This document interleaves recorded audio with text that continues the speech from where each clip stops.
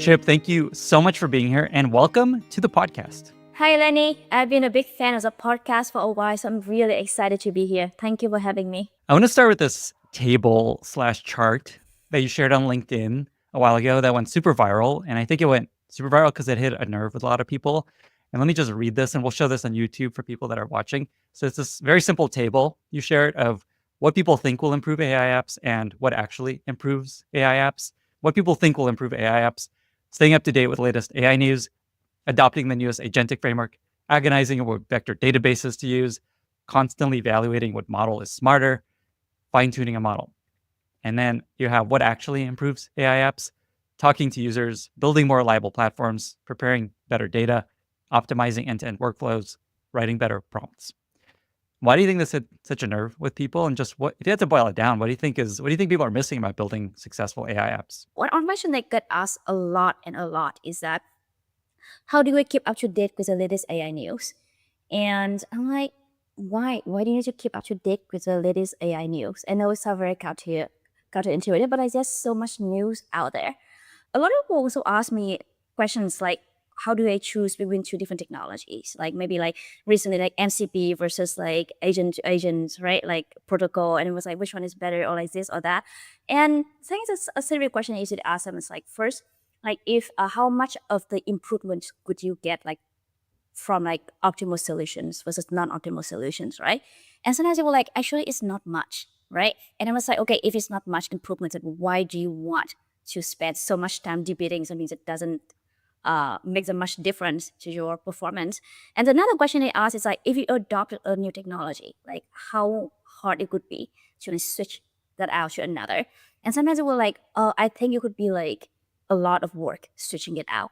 And I was just like, let's say here's a new technology. It hasn't been tested by a lot of people. And if you adopt it, you would be like stuck with it forever. Like, do you actually want to adopt it? Right? And maybe you want to think twice about like overcommit to like new technologies that hasn't been battle tested.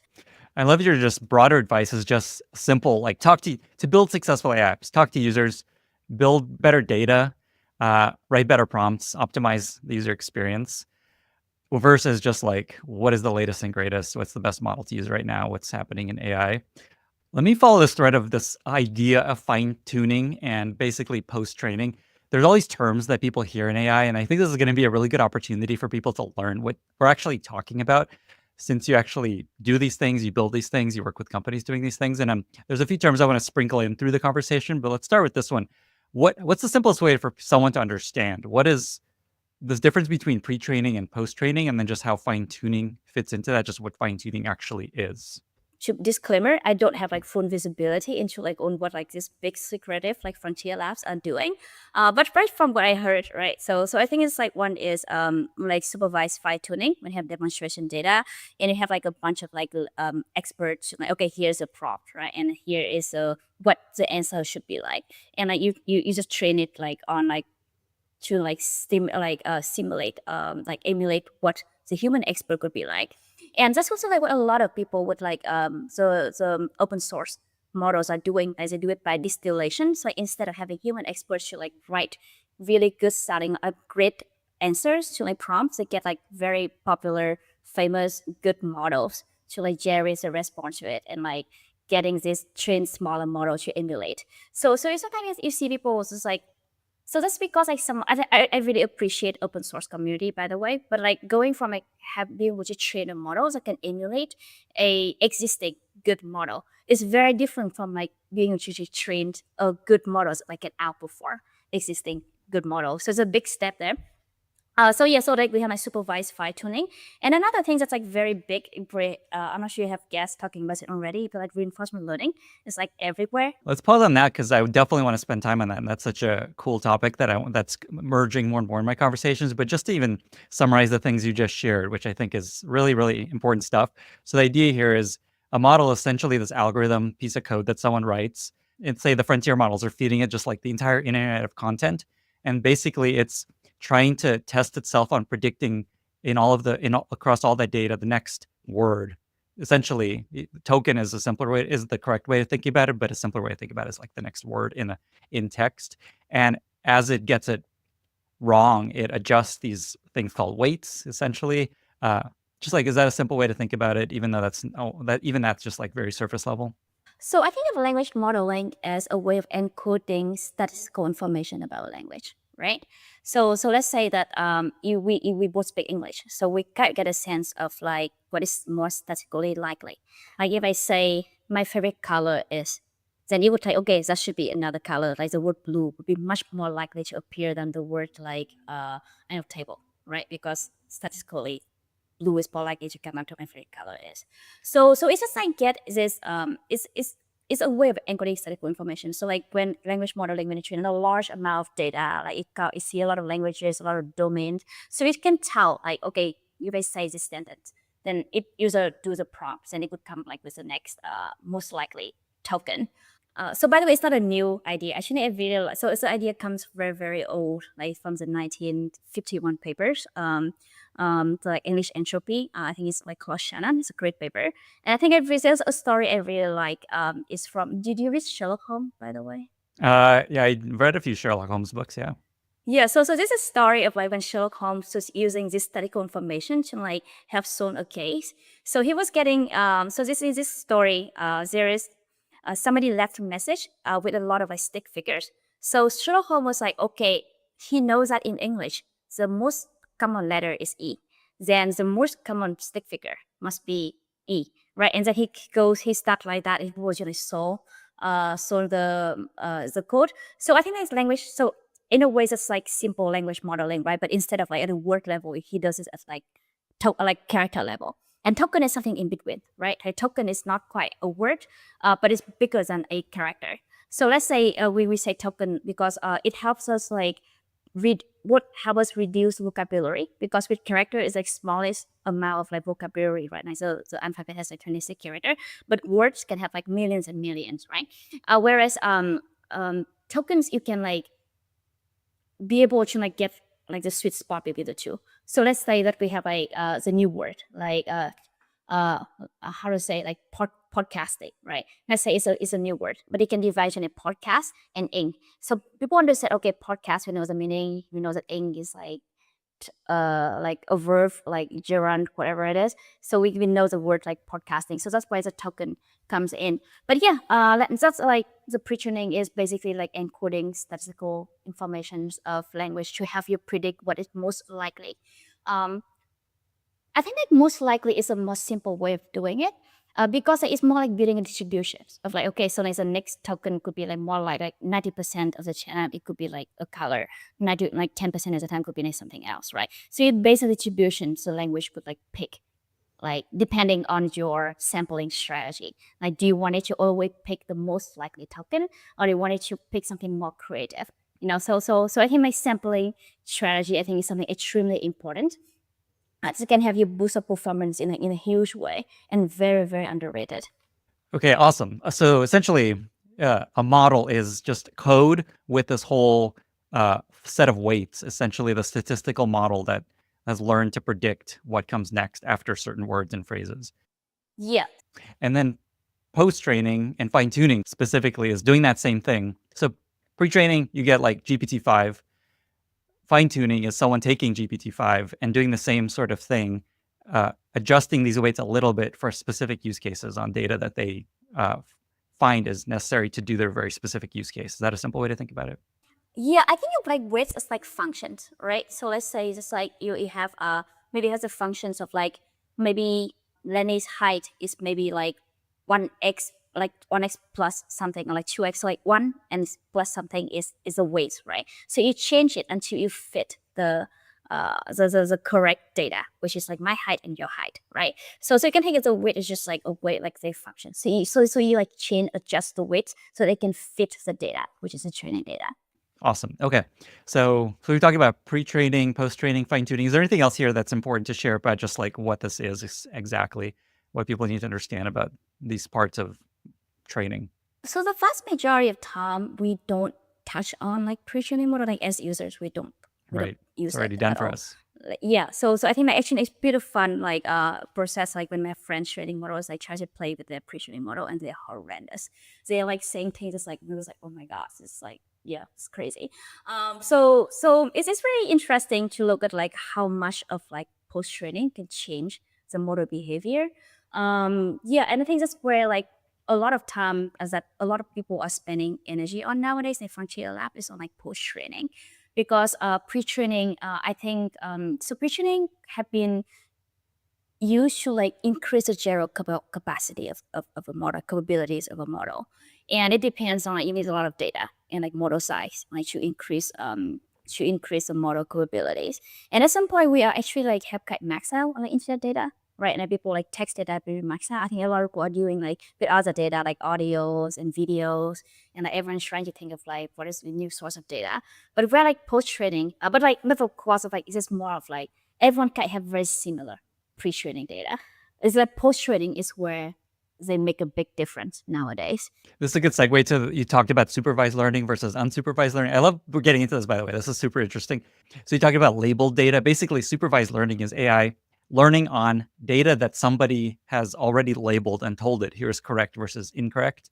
For example, this is spam versus not spam. This is a good short story. This is not a good short story. We've had the CEOs of a lot of these companies that do this for labs, Mercor and Scale, Handshake, there's Micro, there's a few others. So is that essentially what these companies are doing for labs, giving them labeled data, high quality data to train on? It is in a way, but I think it's more like a part of a big equations. So there are a lot more different components than that. So that's why I was talking about reinforcement learning. I'm not sure if your CEO that you interview bring up like that term. So the idea is that you want people to like, so like let's say you have a model, give the model like a prompt, right, and it produce an output, right? You want to you want to reinforce or encourage the model to produce an output that is better, right? So like that, how like now it comes to like how do we know that the answer is good or bad, right? So usually people realize on like signals. So one way to get like a response good or bad is like human feedback, right? We have two responses. You can okay, this one's better than the other, and we do that is because like as humans, we tend to. It's very hard to give like concrete score, but it's easier to do comparisons, right? Like if you ask me, okay, give this song a score. I'm not a musician, like, and don't know like how hard it is. Like, it's like, yeah, I don't know, like what, like out of 10, I'm gonna do 6, you know. And like, if you ask me again a month from now, and I completely forgot, and say, okay, maybe now 7 or like 4, I don't know. But then if you ask me, okay, here are 2 songs, and which one could you prefer to play for the birthday party? I was like, okay, I can pretty prefer this song. So like, comparison is a lot easier. So yeah, so they have a humans, you have human feedback, and then you use this human feedback to train a reward model. So you like tell like which like so, and then the reward model will help you like okay, the model now produces response. And the reward model can score. Is this good or bad? And you try to bias toward like producing better model, the better responses. Another way is that you can instead of using a human, you can use like AI. Right, like look at the response, say yes or good or bad, right? Or another thing is that people are very big on nowadays, like verifiable rewards, which is like kind of natural.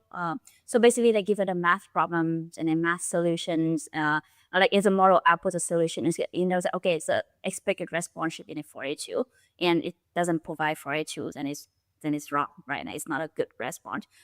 So yeah, so like a lot of time people like using this human labor, like human laborers to like produce like math, like how to say expert questions and like the expected answers, and in the ways that like design systems that like verifiable, so that the models can be trained on. Yeah. Okay, I'm really glad you went there. This is essentially RLHF, reinforcement learning with human feedback, which is exactly what I wanted to also talk about, right? Yeah, so I think it's like it's general. It's like it's a way of learning. It's like training is contextual learning, and whether it learn from human feedback or like AI feedback or like verifiable rewards. I think they say it's just different way of like collecting signals. Yeah. Awesome. Yeah, that's we had the CEO of Anthropic on the podcast, and he talked about their version of RLHF, which is AI-driven reinforcement learning. I love the way he phrased it, where you basically you want to help the model, you want to reinforce correct behavior and correct answers, and this is the method to do it. Whether it's say an engineer seeing an output from a model, being like, no, here's how I would code it differently, and then training, and it's training a different model that the original model works with to tell it, am I correct or not correct? Is that right? Yeah, Roughly? Okay. I think that's a way of looking into it, and I think that the space is so exciting nowadays because there's so many like domain expert tasks that the model like that model developers want models to do well on, right? Let's say you're like accountant, right? Like maybe you want to use a model to have accounting tasks. So I need a lot of like accounting data, like examples from my accountants. So you need to hire a lot of them to like do it. Or if you want to physics problems, or you want to do I don't know, like legal questions and stuff, or like engineering questions, or like somebody was telling me they want to do like using like coding for to solve scientific problems and not just like coding to build product, which is another different whole realm of things. And I also like using very specific toolings like I'm not sure like what apps you use, but maybe like photo editing app or like QuickBooks or like Google Excel. Like they are very specific, like tool specific expertise that you want the model to learn. So like they need a lot of like humans expert in this area to like create data to train them. And it's a massive thing. It's like people, because everyone wants a lot of data and like wants labs have like unlimited budget. But whether I think there's also like a little bit of low key interesting economics. So I'm not sure you've talked to like the guests about. I thought it's very interesting to think about because it's very lopsided, right?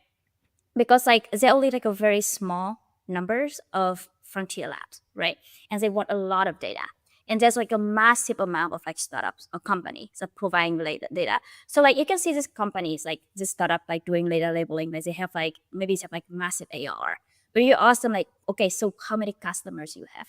And they could be like very small numbers. I'm not sure. You I saw you smiling. Yeah, we So chat about that. yeah, so I'm like a bit like make me uneasy, right? I have like Mhm. a company's growing like crazy, but it's like heavily dependent on like 2 or 3 companies.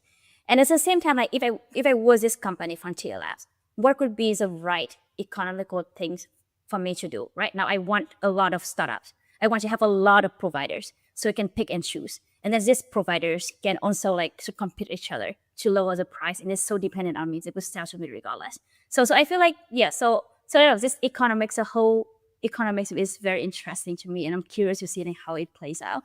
What I'm hearing is you're bearish on the future of these data labeling companies because, as you said, they don't have a lot of leverage over pricing because they have so few customers and there's so many people getting into the space. So basically, even though they're some of the fastest growing companies in the world, you're feeling like there's a challenge up ahead. I'm not sure if I'm bearish on it. I think I'm curious because I think things have has a way of work out in ways that I don't expect. So I think that maybe these companies they have a lot of data. Maybe they wouldn't be able to use that to like have some insights that helps them like stay ahead of the curve. So I don't know. A very fair answer. Okay, while we're on this topic, I want to chat about evals, which is a very recurring topic in this podcast. This is the other piece of data content these companies share that AI labs really need. Can you just talk about what an eval is, the simplest way to understand it, and then how this helps models get smarter? So I think when people approach eval, I think they're like 2 very different problems. One is a app builder, right? And like, can I say have an app that do like maybe a chatbot? Very simple. I know it's the first thing that came to my mind.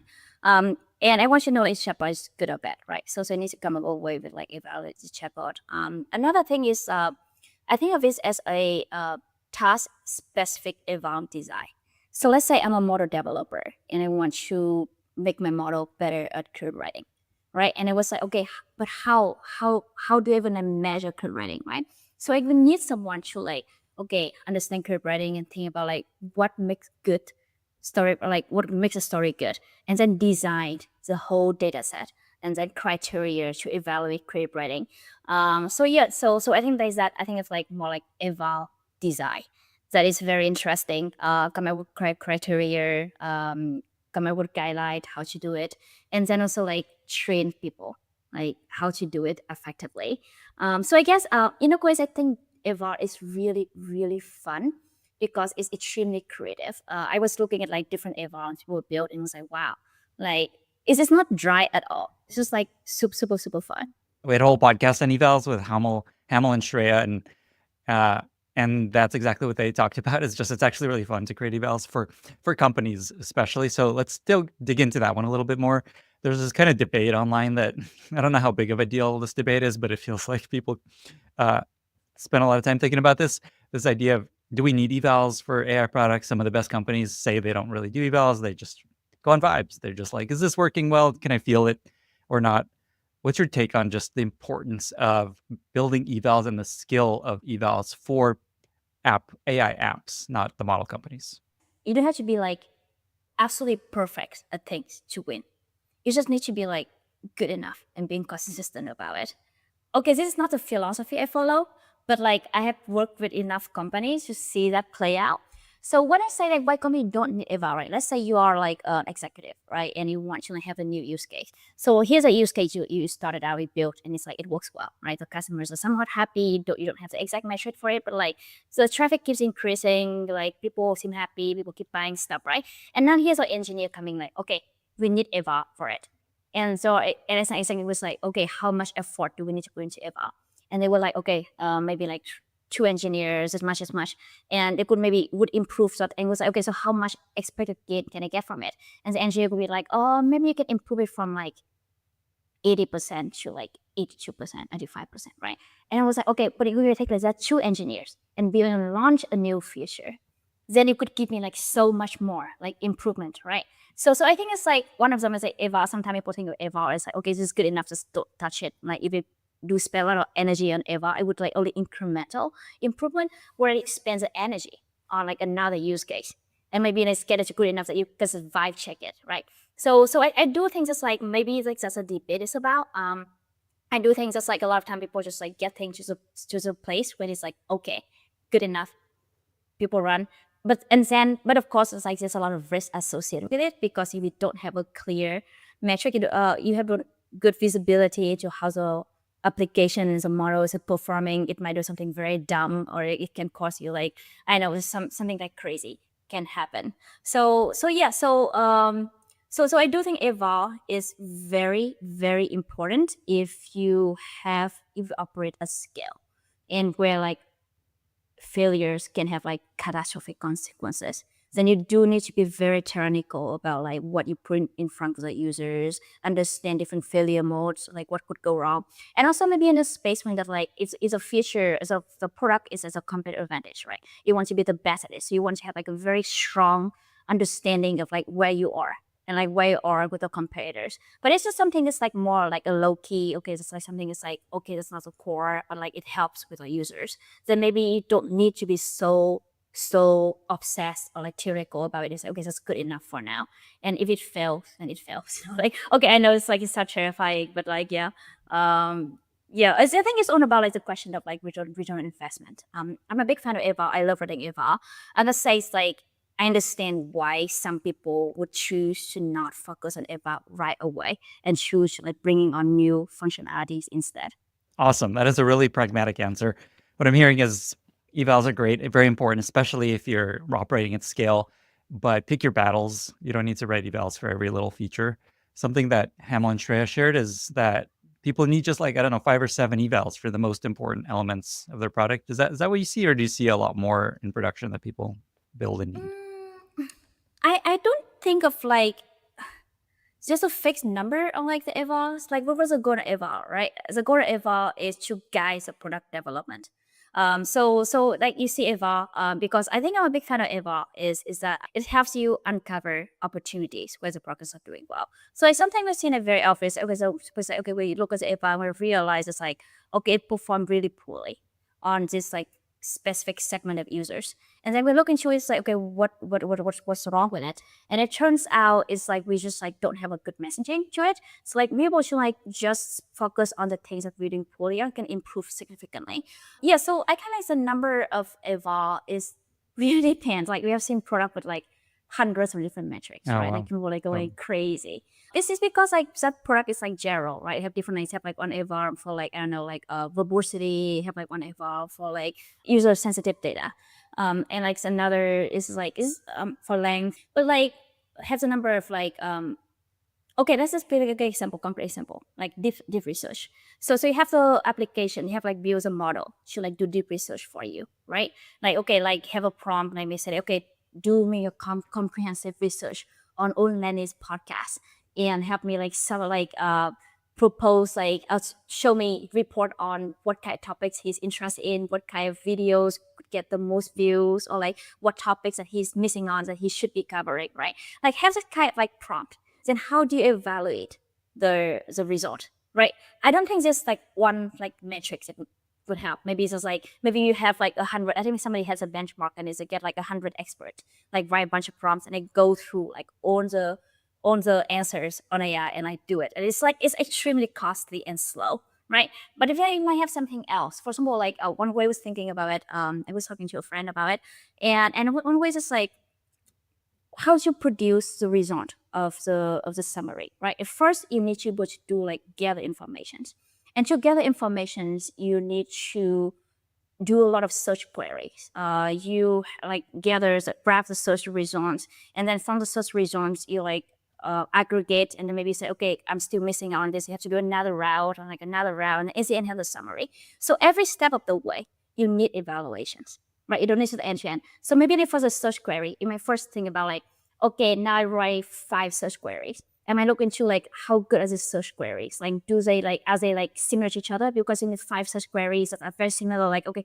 Lenny podcast, Lenny podcast last month, Lenny podcast like 2 months ago, right? It's not very, very exciting. But like if the queries of podcast, like the keywords are like more diverse, right? And then look at the results of the search query. And let's say you enter the search query like Lenny podcast data labeling, and then they come up with like 10 pages, 10 results, and then you come up with like, oh, Lenny podcast on I don't know, like Frontier Labs, and have like 10 results. And I look at a different web page, like how much of them overlapping. Like are we doing both like the breadth, like getting a lot of a page, but also like do we have depth, and also like have relevance, because we come up with a search queries that are completely irrelevant to the original prompt. So I feel like every aspect of it would need a way of evaluating, right? So I don't think it's just like how many eval should I get, but like how many eval do I need to get a good coverage, a high confidence in my application's performance, and also to help me understand like where it is not performing well, so that I can fix it. Awesome. And I'm hearing also, just especially for the very core use case, like the most common path people take in your product is where you want to focus. Yeah. So yeah. Okay. There's one more term I want to cover, and I want to go in a somewhat different direction. RAG. People see this term a lot, RAG. What does it mean? So RAG stands for Retrieval Augmented Generations. It's also not a specific to generative AI. So the idea is just like for a lot of questions, we need context to answer. So I think it came I think it's from the paper 2017. So someone was like, so they realized it's like for a bunch of like benchmark, when the question answering benchmarks, they realize it's like, okay, if we give the model informations about the questions, then the answer can be much, much better. So what they do is they try to retrieve information from Wikipedia.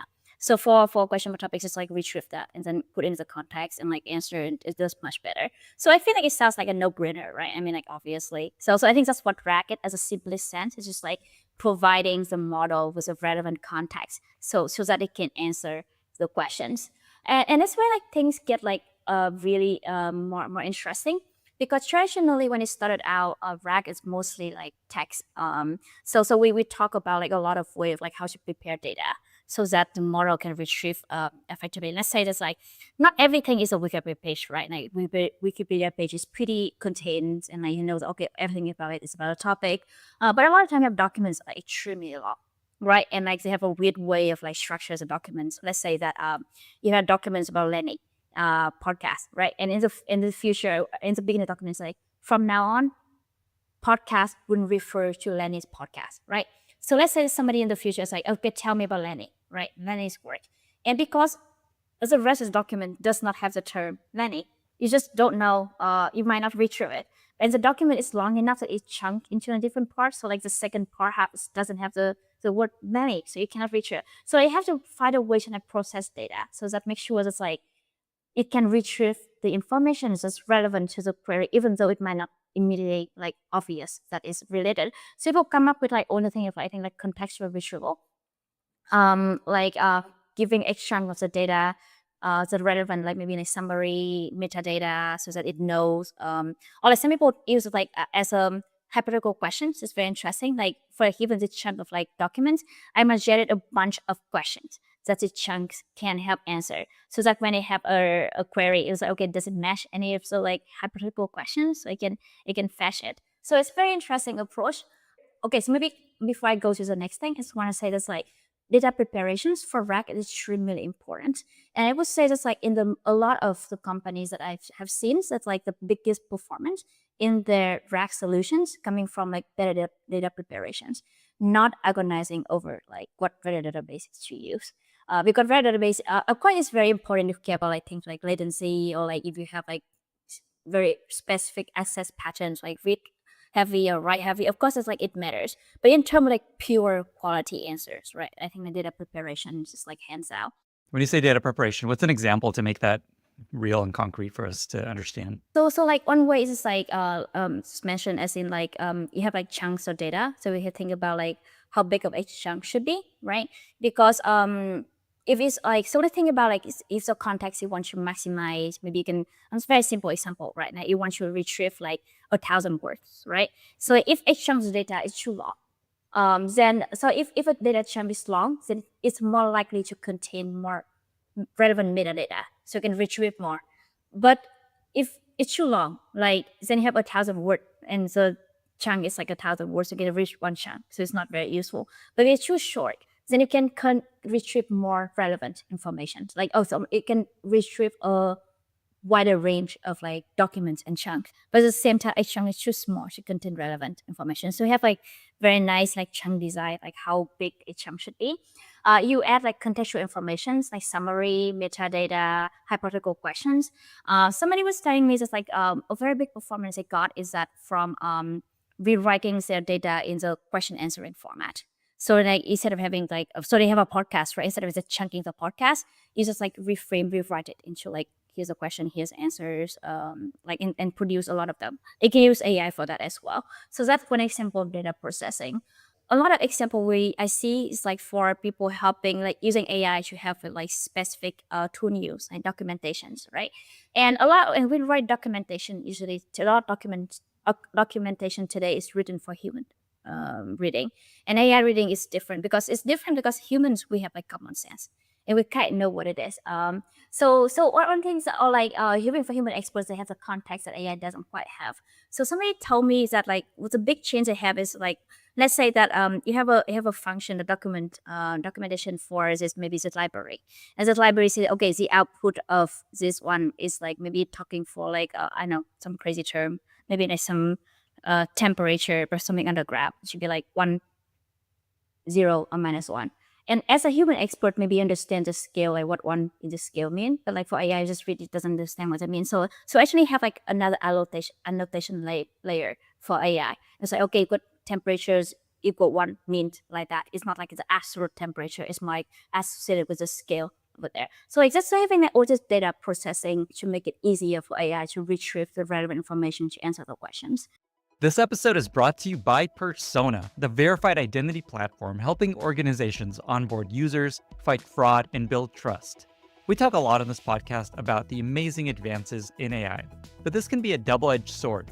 For every wow moment, there are fraudsters using the same tech to wreak havoc, laundering money, taking over employee identities, and impersonating businesses.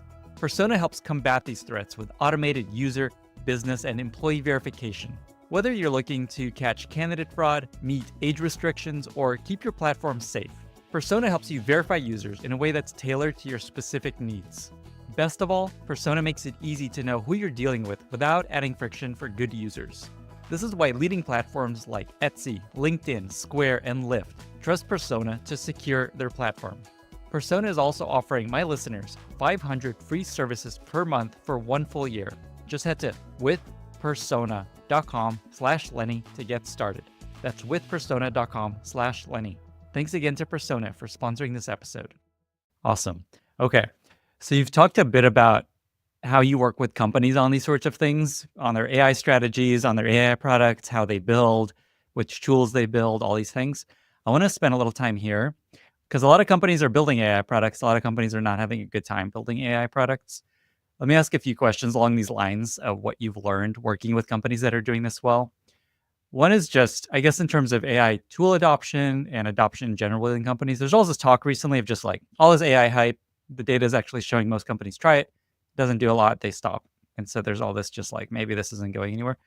So in terms of just adoption of tools and AI within companies, what are you seeing there? For Gen AI in company, I think there are two types of Gen AI toolings that I've seen. Like one is to internal productivity, right? Like have coding tools, Slack chatbot, internal knowledge. Like a lot of big enterprises have some kind like a wrapper around models, so but like with access to, like maybe some different kind of rack solution. I think we talk about that a kind of like text-based rack. I haven't talked about like agentic rack or like having so like multimodal rack yet, but it's like yes, there's a whole very exciting area around that. Yeah, so like basically to allow the employee to like access internal document. Someone going to ask like, okay, I'm having a baby. What could be the maternal or paternal policy, right? Or like, am I having these operations? Could the health benefit like cover that? Or like, I want to like interview. Or I want to like refer my friend. What could be the process for that? So a lot of this like having internal chatbot to help with internal operations. Another category is more like customer facing. Or like partner facing. So product customer support chatbot is a big one. If a hotel chain, you might have like a booking chatbot, which is like somehow massive, like a lot of booking chatbot, because I guess it's I do have this theory of like a lot of applications companies pursue because they can measure the concrete outcome. And I feel like booking or like sales chatbot is very clear, right? Like what's a conversion rate right now with a chatbot with human operators, and what could be conversion rate with a chatbot. And it's somehow I think it's like very clear outcomes, and companies are easier to buy into these solutions. So a lot of companies have that like customer facing chatbot. So that is another category of tool. And I think that for customers or external facing tools, because people are driven to choose applications with clear outcomes. So the questions of adopting them is really based on like whether they see the outcome or not. Of course, it's not perfect because sometimes the outcome can be bad, not because the idea or like the application's idea itself is bad. It's just because the I don't know the process of building it is like not that great. So it's tricky. For the internal adoptions of like tooling, so internal productivity, that's where it gets tricky. I would say like a lot of companies, what they think of AI strategy, like I think of AI strategies have like usually have like two key aspects, right? It's like use cases, and the second is talent. You might have like great data for great use cases, but you don't have talents and you cannot do it. So a lot of time in the beginning with Gen AI, and it's still, and sometimes I'm really admire a lot of companies for that. Is just like executives like, okay, we need our employees to be very Gen AI aware, like very AI literate, right? So what they do is just like start like maybe like adopting a bunch of tools for the team to use. They have a lot of upscaling workshops, like they encourage learning. I think it's like a really, really good thing. And it's also like willing to spend a lot of money into like adopting like giving people like ChatGPT subscriptions, Cursor subscriptions, Cloud Code subscriptions, so like to get the employees to like to be more AI literate. And that's the thing is, it's like a lot of the secretary no come to me and say, okay, we spend a ton of money on this tooling, but then we don't see, because you can see the usage. It was like, but people don't seem to use them as much. And what is the issue? So I think that is tricky. Yeah. What do you think is the issue? Is it just they're like, they don't know how to use them? Like, what do you think is the gap here? Do you think we'll get to a place of just like, wow, work is completely different because of AI for a lot of companies? The main thing is like it's really hard to measure productivity again. So I talked to a lot of people, and they was like, first of all, on a sample is coding, right? A lot of companies not using coding agents or like coding AI assisted coding. I was like, do you think that like it helps with your productivity? And a lot of times the questions are very hand wavy. Just like they were like, okay, I feel like it's getting better, right? And I said, okay, because we have more PRs, we see more code, and then immediate correction. Okay, but like, of course, code number of live code is not a good metric for that, right? So it's really really tricky, and it's something funny. So So I do ask people to ask their managers, because I work with like usually VP level, so they have like multiple teams under them.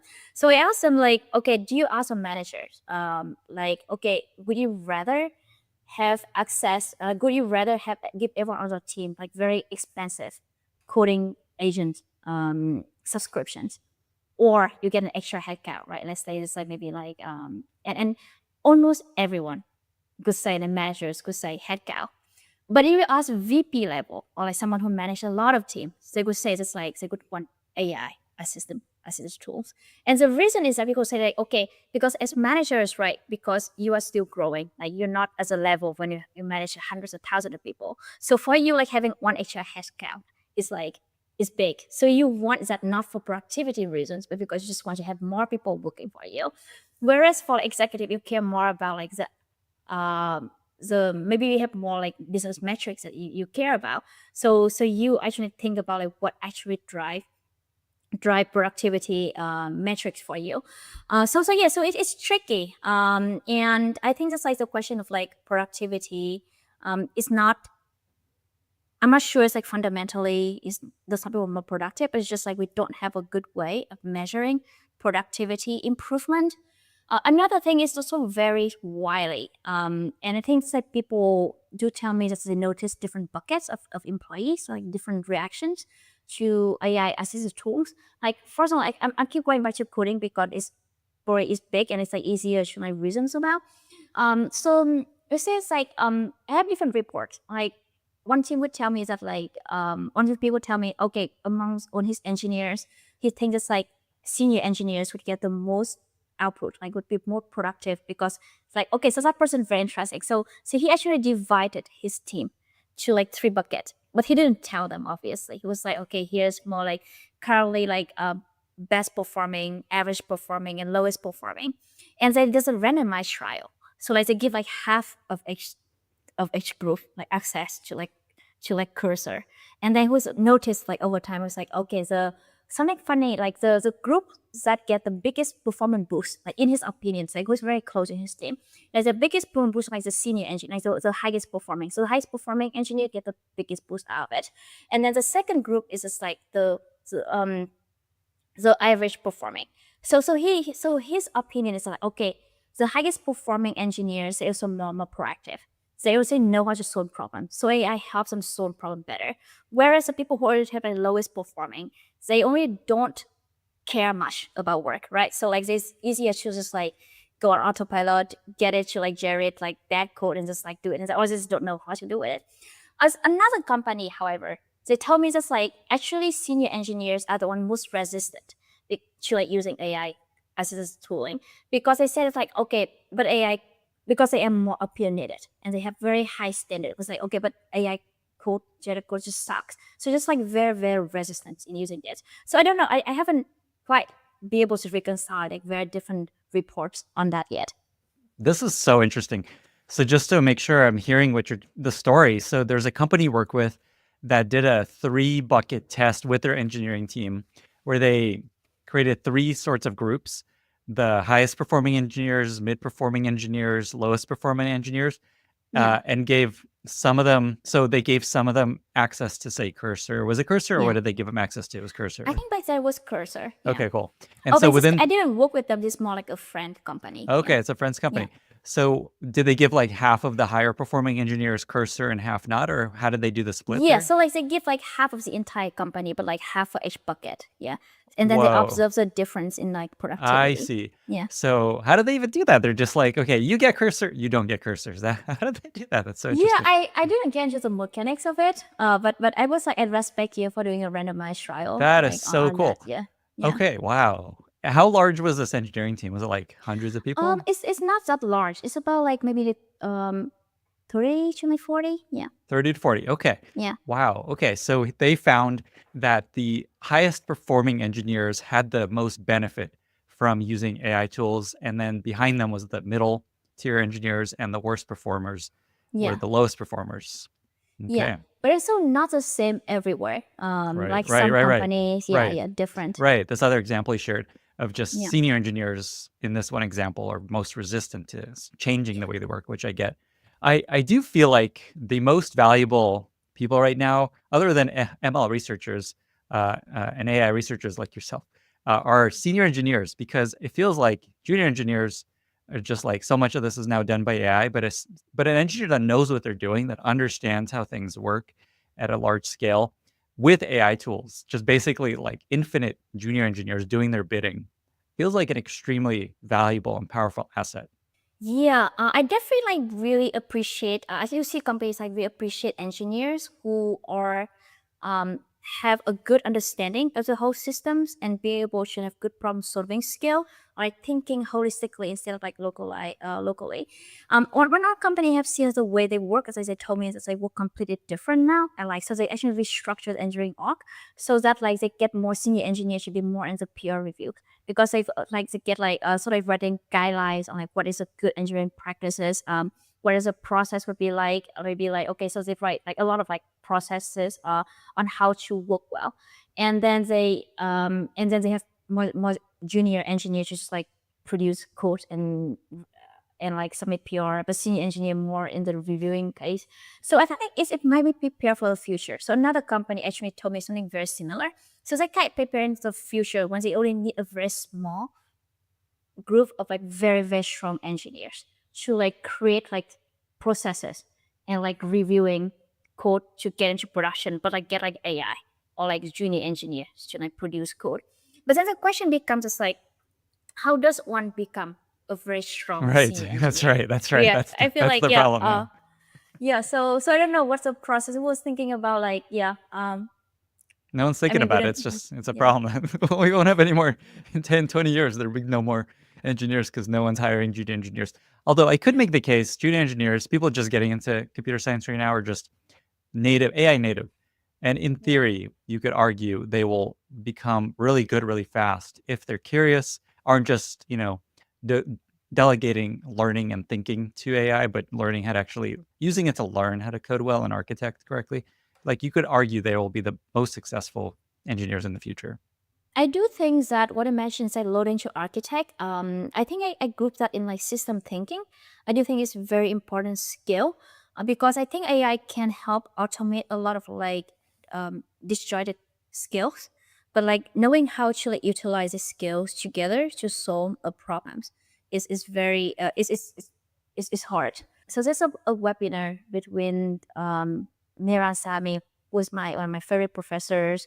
He was a chair of the curriculum at the CS department at Stanford. So he spent a lot of time thinking about CS educations, right? Like what should students learn nowadays in the era of like AI coding. And then the other person is like Andrew Ng, which is of course is like a legend in the AI space. And Neera Sami, Professor like Sami, said something very interesting. It's like he said like a lot of people think that CS is about coding, but it's not. Like coding is just a means to an end. Like CS is about system thinking, like using like coding to solve actual problem. And problem solving will never go away because like what like AI can automate more stuff, the problem just get bigger. But like the process of like, understanding what caused the issue and like how to like design step by step solution to it will always be there. So I think an example of like I actually have a lot of issues with like AI for like in the way of like is debugging.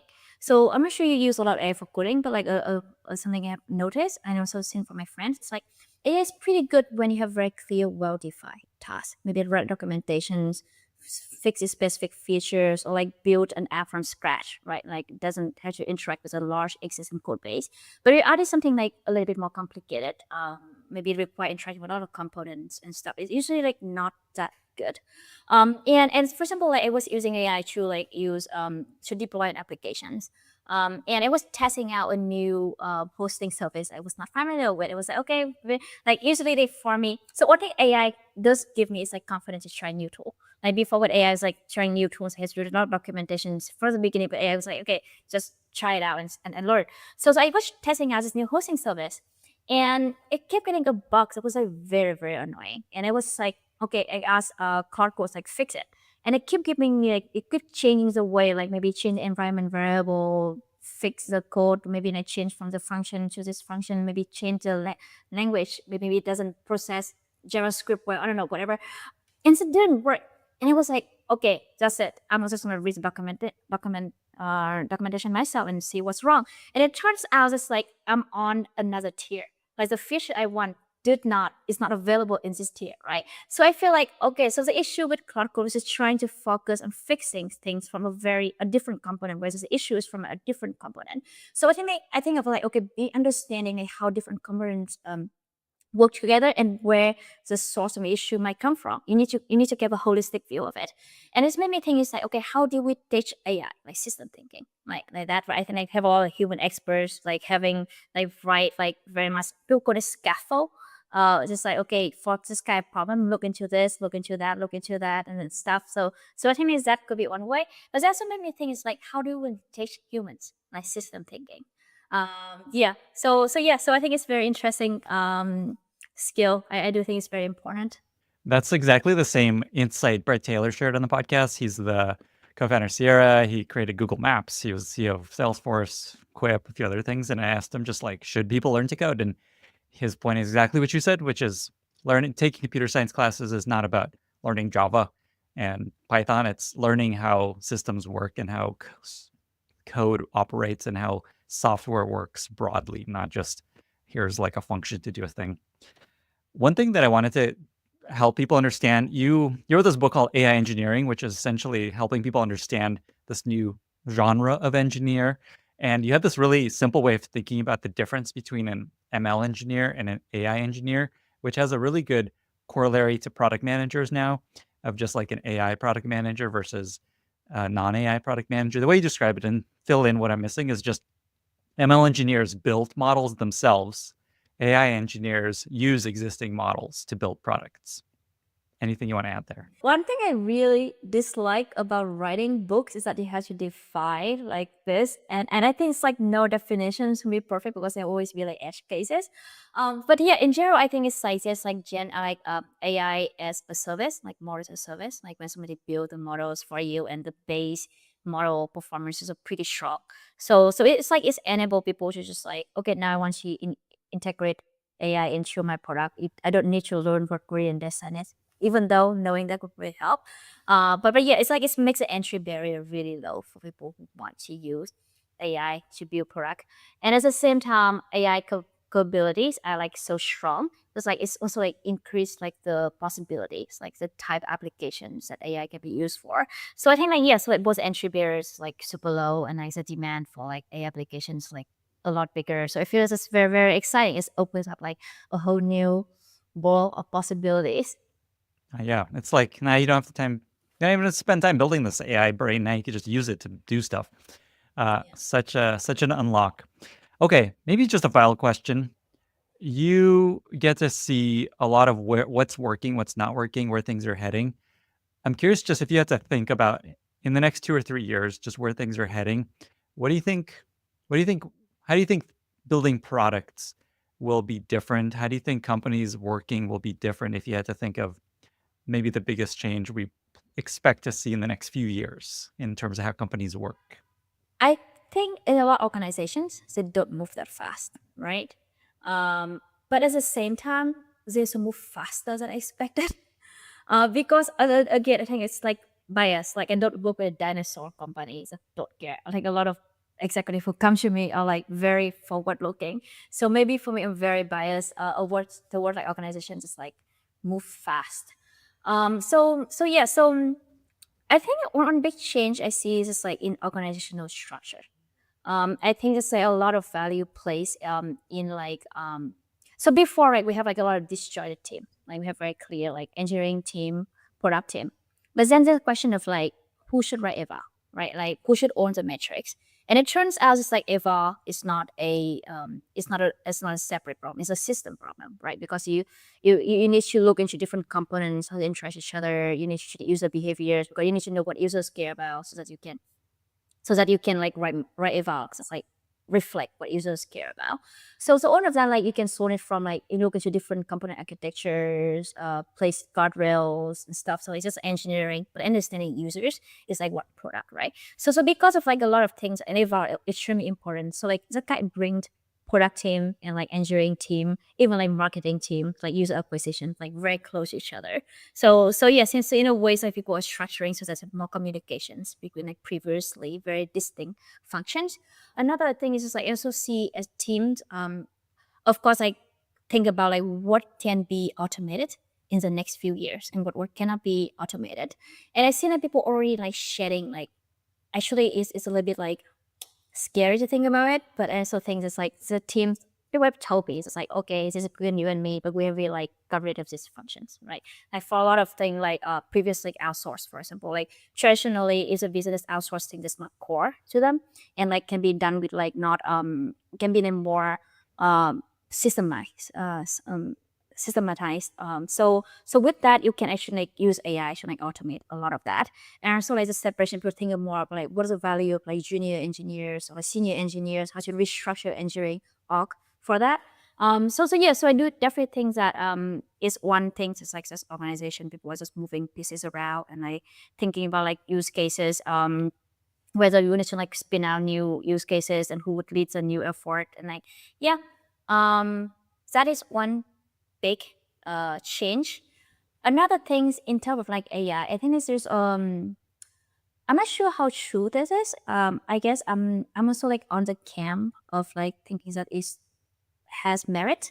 Is a camp of like okay, base models we have probably like not quite max out, but want we are unlikely to see like really really strong, like crazily strong model. So like you remember like when we have like GPT, right? And GPT-2, which is a big step up, like an order of magnitude, like better than like GPT, and then GPT-3, which is like much bigger, and GPT-4 much bigger, and then of course like GPT-5, but like is GPT-5 like that scale of like much bigger, like a step jump compared to like the previous?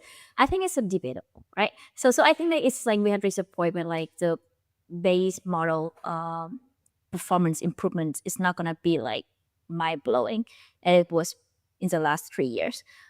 So I think there's like a lot of like improvements we're gonna see in the post training phase, in the application building phase, and yes, also I think that's where I feel I would see a lot of improvement there. I'm also very like interested in like multimodality.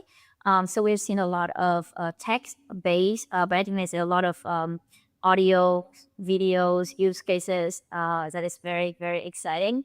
And I think audio is not quite as solved as one thing because I do work with like with like a couple of like voice startups, and when you talk to think about voice, it's an entirely different beast. So let's say you have chatbot, right? We go from a text chatbot to voice chatbot. It's like the concerns are completely different because now with voice chatbot, right, we need to think about like latency because having multiple steps. First like have like text, like voice to text, text to text, and text question into text answer, and then text to voice answer, right? So we have like multiple hops, and like latency become very important. And there's a question like, what does it make to sound natural? So for example, like people think like in AI and humans, so like when humans talk to each other, like if I say you try to interrupt me and say Chip, is it right? I would like pause and I try to hear you out, right? But sometimes I just even may just say some word, like acknowledge when I then I shouldn't stop. I just continue. So the question of like phone interruption, like whether it's like should I stop or not? Like it's a big in like what perceived as like natural conversations, and that's also regulations, right? Because like a lot of time people want to build AI chatbot, voice chatbots that sound like humans, try to like trick users into thinking they're talking to humans. But also like maybe potential regulations saying like, okay, you have to disclose to users when you talk if the if the bot is talking to is human or AI. So I think just like there's a whole space. I think it's not quite as so as you think is it, but it's all not quite like an AI foundation model problem, right? Because like a human interruption detection is actually a classical machining problem. Like it's a different framing, but like you can build classifier for that. Or like the question of like latency is actually a massive engineering challenge, not an AI challenge. Of course, it can be an AI challenge because people are trying to build like voice to voice model. So instead of having to first like transcribe the voice from me into text and then get a model to generate text answer and get another model to like turn from text to speech, you can just like do voice to voice directly. So that is something we're working on, but it's like very hard. Yeah. So like even audio, I think of it as like the easier than video, right? Because video have like both image and voice. It's already like pretty hard. So I think there's a lot of challenges in that space. That was an awesome list of things. Let me mirror them back real quick. So, what you're predicting in the next few years, things that will change in the way we work. And these actually resonate with so many conversations I've had on this podcast. So, this is just kind of doubling down on where things are heading. One is the blurring of lines between different functions instead of just like design engineering. Everyone's going to be doing a lot of different things now. Two is just more of work being automated with agents and all these AI tools and just in theory, productivity going up. Third is a shifting from pre-training models to post-training, fine-tuning and things like that, because to your point, models maybe are slowing down in how smart they're getting. Although I'll point folks to the chat with the co-founder of Anthropic. He made a really good point here. He's like, we're really bad at understanding what exponentials feel like when we're in the middle of that. And also models are being released more often. So the difference between them, we may not notice because they're just happening more often versus GPT-3 came out like a year, I don't know, after GPT-2. So maybe true, maybe not. And then the fourth point you made is this idea of multimodal, investing in multimodal experiences.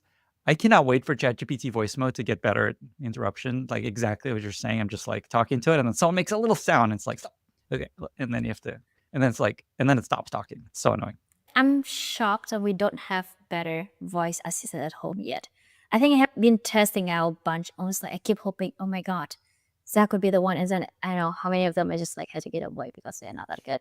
I think it's coming. I hear it's coming. Anthropic's working with someone that I don't know if it's launched or not yet. Yeah, I'm sorry. Want to bring back to what you mentioned about like the your guest like from Anthropic mentioned about the performance improvement. I think there's a big change. I think like this difference between a model based capability. So I'm talking about like the pre-trained model, right, versus a perceived performance. So let's say it's just like I'm not sure it thought about like are you familiar with the term test time compute? Test I time don't think compute. so. Yeah. Help us understand. So the idea is just like okay, like you have a fixed amount of compute, right? So you're gonna spend a lot of compute on pre-training or training the model, pre-training, and then have spend a lot of some compute on like fine-tuning. And the ratio like pre-training to the post-training compute is like crazy, very different between different lab. And also like since then it has to spend compute on like generating inference. When I have a trained and fine-tuned model, and now you want to like serve it to users. So I might type a questions or prompt, and it's like generate like do inference, like and that requires a compute. And like it's a about discussion of like, should I spend more compute on like pre-tuning or fine-tuning or inference, right? Because like inference and people found out as like test time compute. So like spending more compute on inference is like called like test time like compute, like as a strategy of like just allocating more resources, compute resource to generate inference when actually bring better performance. And how does that do it? Like let's say you have a math questions, right? And maybe instead of just generating one answer, I can generate like 4 different answers and say, okay, whichever is the best according to some standard. Or like, okay, I have 4 answers and then maybe like 3 of them say 482 and one of them says like 20. You say, okay, 3 of them in agreement. So the answer should be 482. Right. So like just be able to generate a bunch of it. Or another thing is like a lot of time like reasoning, thinking, you just like be able to like generate more thinking tokens and spend more time thinking before showing the final answers. It's like require more compute, but also like give it more better performance. So I think it's like from the user perspective, right? Like when the model spend more time exploring different potential answers, thinking longer, it can give you much better final answers. But the base model itself does not change. Does it Awesome. make That sense? Yes. yes, Yeah. that does absolutely. Yeah. That is a good corollary to Ben Mann's point. Yeah. Chip, we covered a lot of ground. I've gone through everything I was hoping to learn and more. Before we get to our very exciting lightning round, is there anything else that you wanted to share? Anything else you want to leave listeners with? So I do work at a few companies that does this things of like they want employees to like come up with ideas. So there's a big debate on like what is a better way for a strategy, right? Should it be top down or like bottom up? Right? Should like executive come up with like one or two like killer use case and like everyone like allocate resource to that, or like should you give engineers and PMs and like smart people like come up with ideas? And I think it's a mixture of both. So some companies it was like, okay, we hire a bunch of smart people, like let's see like what they come up with, and they organize like more like hackathons or like internal challenge to get people to build product. And one thing is that I noticed is like a lot of people just like don't know what you build. And it shocked me, like why I feel like we are in some kind of like an idea crisis, right? Now we have all this really cool tools to have you like do everything from scratch. I can have you like design, it can have you like write code, it can have build websites. So in theory, we should see a lot more. But at the same time, people are like somehow stuck, like they don't know what to build.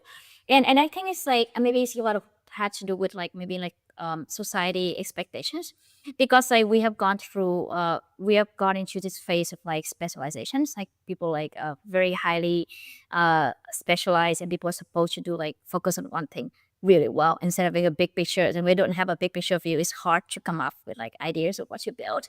So I know what like when I work with this company on this hackathon, like we do work out like how come up with a guideline, like how to come up with ideas. And usually what we think of is like, okay, like one tip is like go look from the last week, right? Like for a week, just like pay attention to what you do and what frustrates you. And when something frustrates you, think about like, is there anything we can do? Is there like, can it be done a different way so it's not frustrating?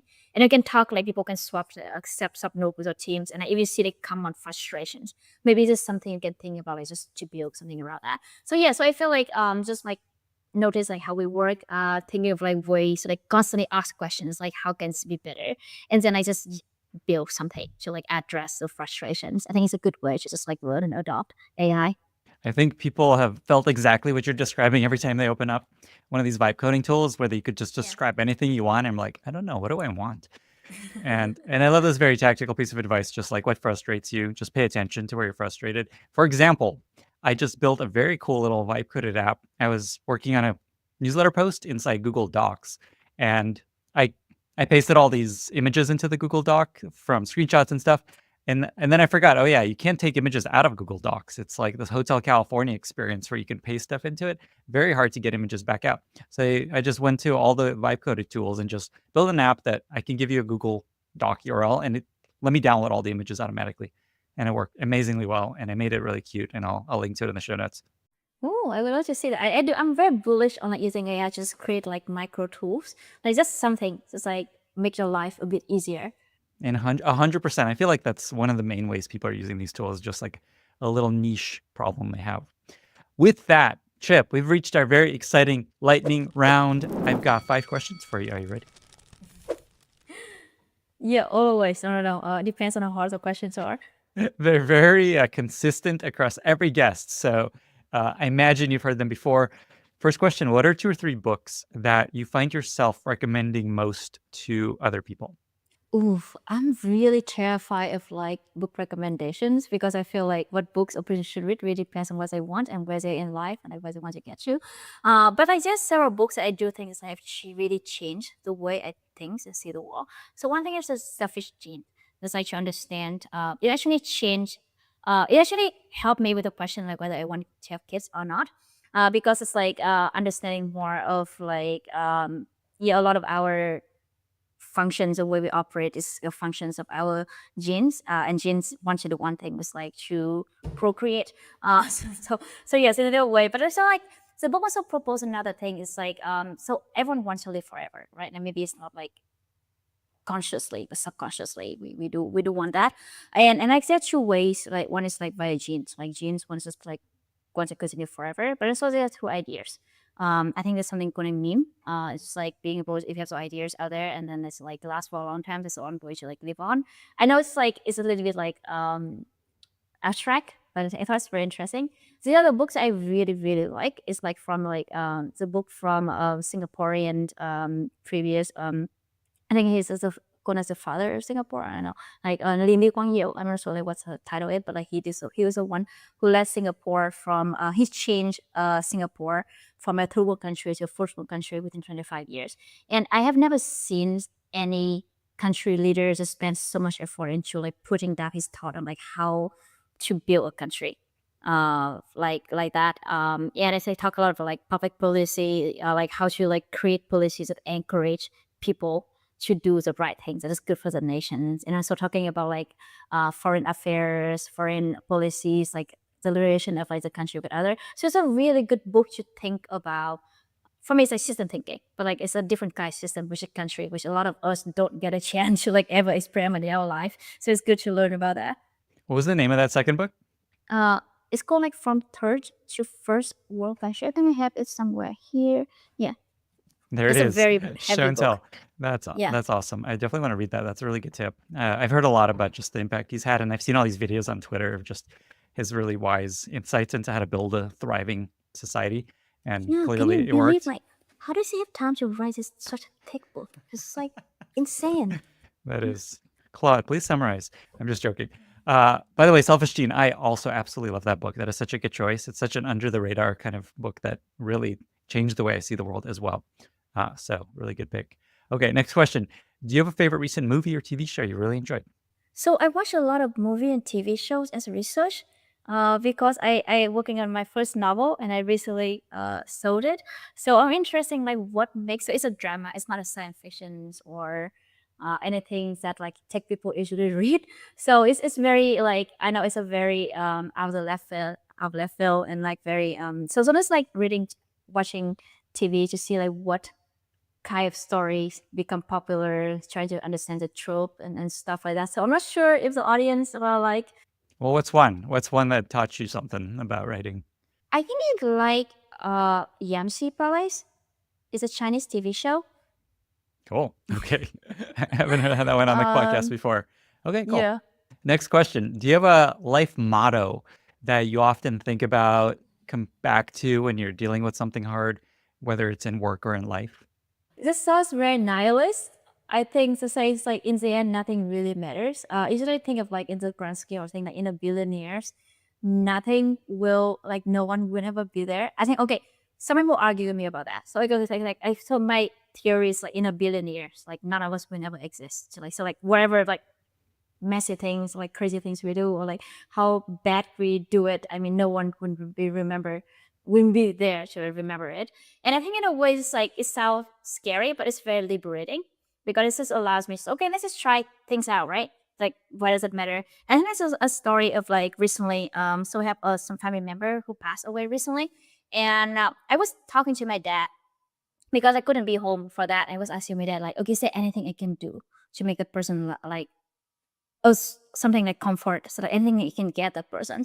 And my dad was just like, what can he possibly want at this moment? Like it just made me feel like at the end of life, like there's nothing that can bring you like material can bring you joy. There's no like money, no product, nothing. And in a way, it's making me feel like, okay, what really do I really care about at the end of the day? So I guess it's like I think about it. It's like okay, maybe I fail it, maybe I don't get that contract, maybe the things like but in the end, at the end of life, like I don't think that actually really matters. So in a way, it's like it's kind of liberating. I know you said it might be nihilistic. This is what Steve Jobs shared too in one of his most famous speeches. Just, we will all die someday, so don't take things so seriously. And it is freeing, absolutely. It just makes you appreciate every moment, every day you have. Just like, yeah, let's just do something hard and scary. Okay, final question. You talked about how you're writing a novel. Most people in tech have never written something creative and fiction. What's just like one thing you learned in the process about how to write better stories, better fiction? A lot of time when we read, we get tripped up by some small things. So I think like I want to do creative writing because I just want to go a better writer, and it tells us like maybe try my like a different audience could have me like become better at, like anticipating what this different type of audience would want to hear and like what they care about. So it's the way for me to get a. So I think about writing or like even like any kind of like content creations is about like predicting the user's reactions, right? The Like you next do a token. podcast. Just kidding. Yeah. Yeah. So like you do a podcast, it's like, okay, what kind of things that the users could find engaging, right? And I find it's like a little bit like and a lot of companies like you have like launch a product, you have a narrative coming out. So okay, what kind how do we position this product in a way that like users would want, right? So I feel like I have done technical writing for a while and I felt like I have had some experience like trying to predict what engineers would want to hear or like care about. but then I don't have an experience like this completely different type of audience. So that's what I want to do, like create writing a story. And that's why I was doing a lot of research on like watching, going research, I actually enjoyed a lot, like watching a lot of dramas. I just see like what people like. So one thing that I care about is just like, I think I learned is like what like emotional journey. That's from my editor, right? So like when we write something that we care about like how users would feel like across the story. Like we want something in the beginning, right? We want something just like we need to have a hook so that people continue reading. But we also don't want too much of like drama because we'll get like too tired, right? Like because like the emotion exhausted, like because it's like you're being like emotionally manipulated like a lot of time. So it can have like emotional journey. Maybe have like some climax or like something more chill, or like maybe like I also care about another thing that I didn't realize is like for me, for technical writing, you entirely focus on the content. Like the argument is very impersonal, right? Like it like for example, like people like ML compilers. Like doesn't matter if they like the person telling them about compiler or not, right? Because it's just like objective, but like for a novel, people care about like character likability. So like in the first versions of my story, I make the characters like a little bit more like very logical, very rational, and just does everything just like very rationally. And then the feedback I got is I have a very good friend Reddit, and he's an amazing person, he's a great person, and he was like, Chip, I'll be honest with you, I hate that person. So it doesn't matter as a story, it's just like the person is so unlikable, so say he doesn't want to continue. So in the second version, I make that person the character more likable. Like how to make that character more likable is that you put in some vulnerability, like sometimes like okay, maybe this person like has setback because somehow we can relate to it. So in a lot of ways, like it's very interesting. It's like a lot of it is like yeah, a lot of it is about like understand the emotional bits, like how the users feel, not just about the story, but also about the characters. That is so interesting. Wow. I learned a lot more there than I thought. That was awesome. Really good example. Chip, 2 final questions. Where can folks find you online if they want to reach out and maybe work with you, or maybe even just share the stuff that you offer if folks want to reach out? And then how can listeners be useful to you? I'm on social media, LinkedIn, Twitter. I don't post a lot, but I keep telling myself that I should do more because I kind of like the conversation with readers. So I'm actually about to start a Substack. So I have like a placeholder for Substack right now, and I'm thinking of doing it for more system thinking because I think it's a very interesting skill. And so like thinking of doing a YouTube channel on book reviews and basically books that help you think better. So I think it's the first book I'm gonna review is probably like this book because it's like my favorite book growing up, and I have been like keep on reading it. So yeah, so how can it be helpful? Like send me books that you like, books that help you have changed the way you think or change you the way you do anything.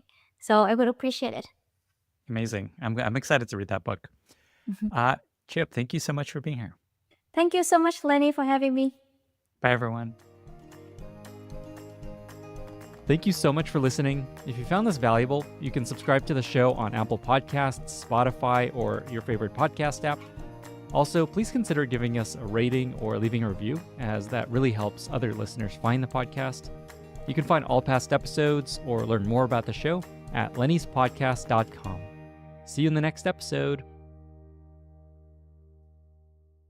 The business you're building, the team you're building, the way you're operating is the very bleeding edge of how companies are trying to operate in this AI era. We have a head of AI operations. She's just constantly like building prompts and building workflows so that I and everyone else on the team are just automating as much as possible. What are some things that you believe about AI that most people don't? I hate the headlines that are like entry-level jobs are taken away by AI. Whenever I see a kid with ChatGPT, I'm like, holy shit, they're gonna go so much faster than any other person that I've worked with. We have this guy, he made like a year's worth of progress in like 2 months because every time I sat down with him and told him, okay, here's how you tell a story, here's how you think about a headline, like he recorded all of it, put it into a prompt, and he never made the same mistake twice. There's this sense we're getting to a place where you don't have to write any code. Like you have a product team not writing code at all. No one is manually coding anymore. Organizations like ours, people who are playing at the edge, we're doing things that in like 3 years, everybody else is going to be doing. Today, my guest is Dan Schipper. Dan is the co-founder and CEO of Every, which is a company that is at the very bleeding edge of what is possible with AI. Their team of just 15 employees has built and shipped 4 different products. They publish a daily newsletter, and they have a consulting arm that helps companies adopt the latest AI best practices. On their product team, their engineers don't handwrite a single line of code and instead use an arsenal of agents who help them craft requirements and build their products. Their editorial arm uses AI to publish better work faster, and they even have a person whose entire job is to help every employee at the company become more efficient using the latest AI workflows.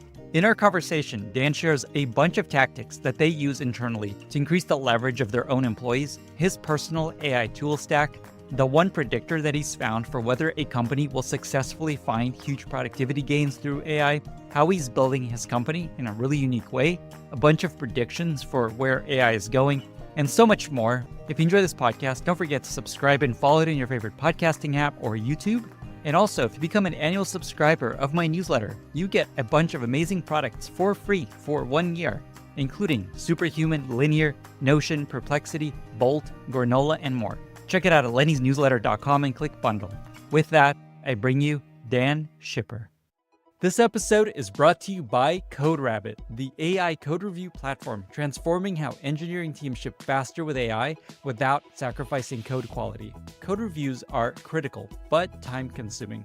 CodeRabbit acts as your AI co-pilot, providing instant code review comments and potential impacts of every pull request.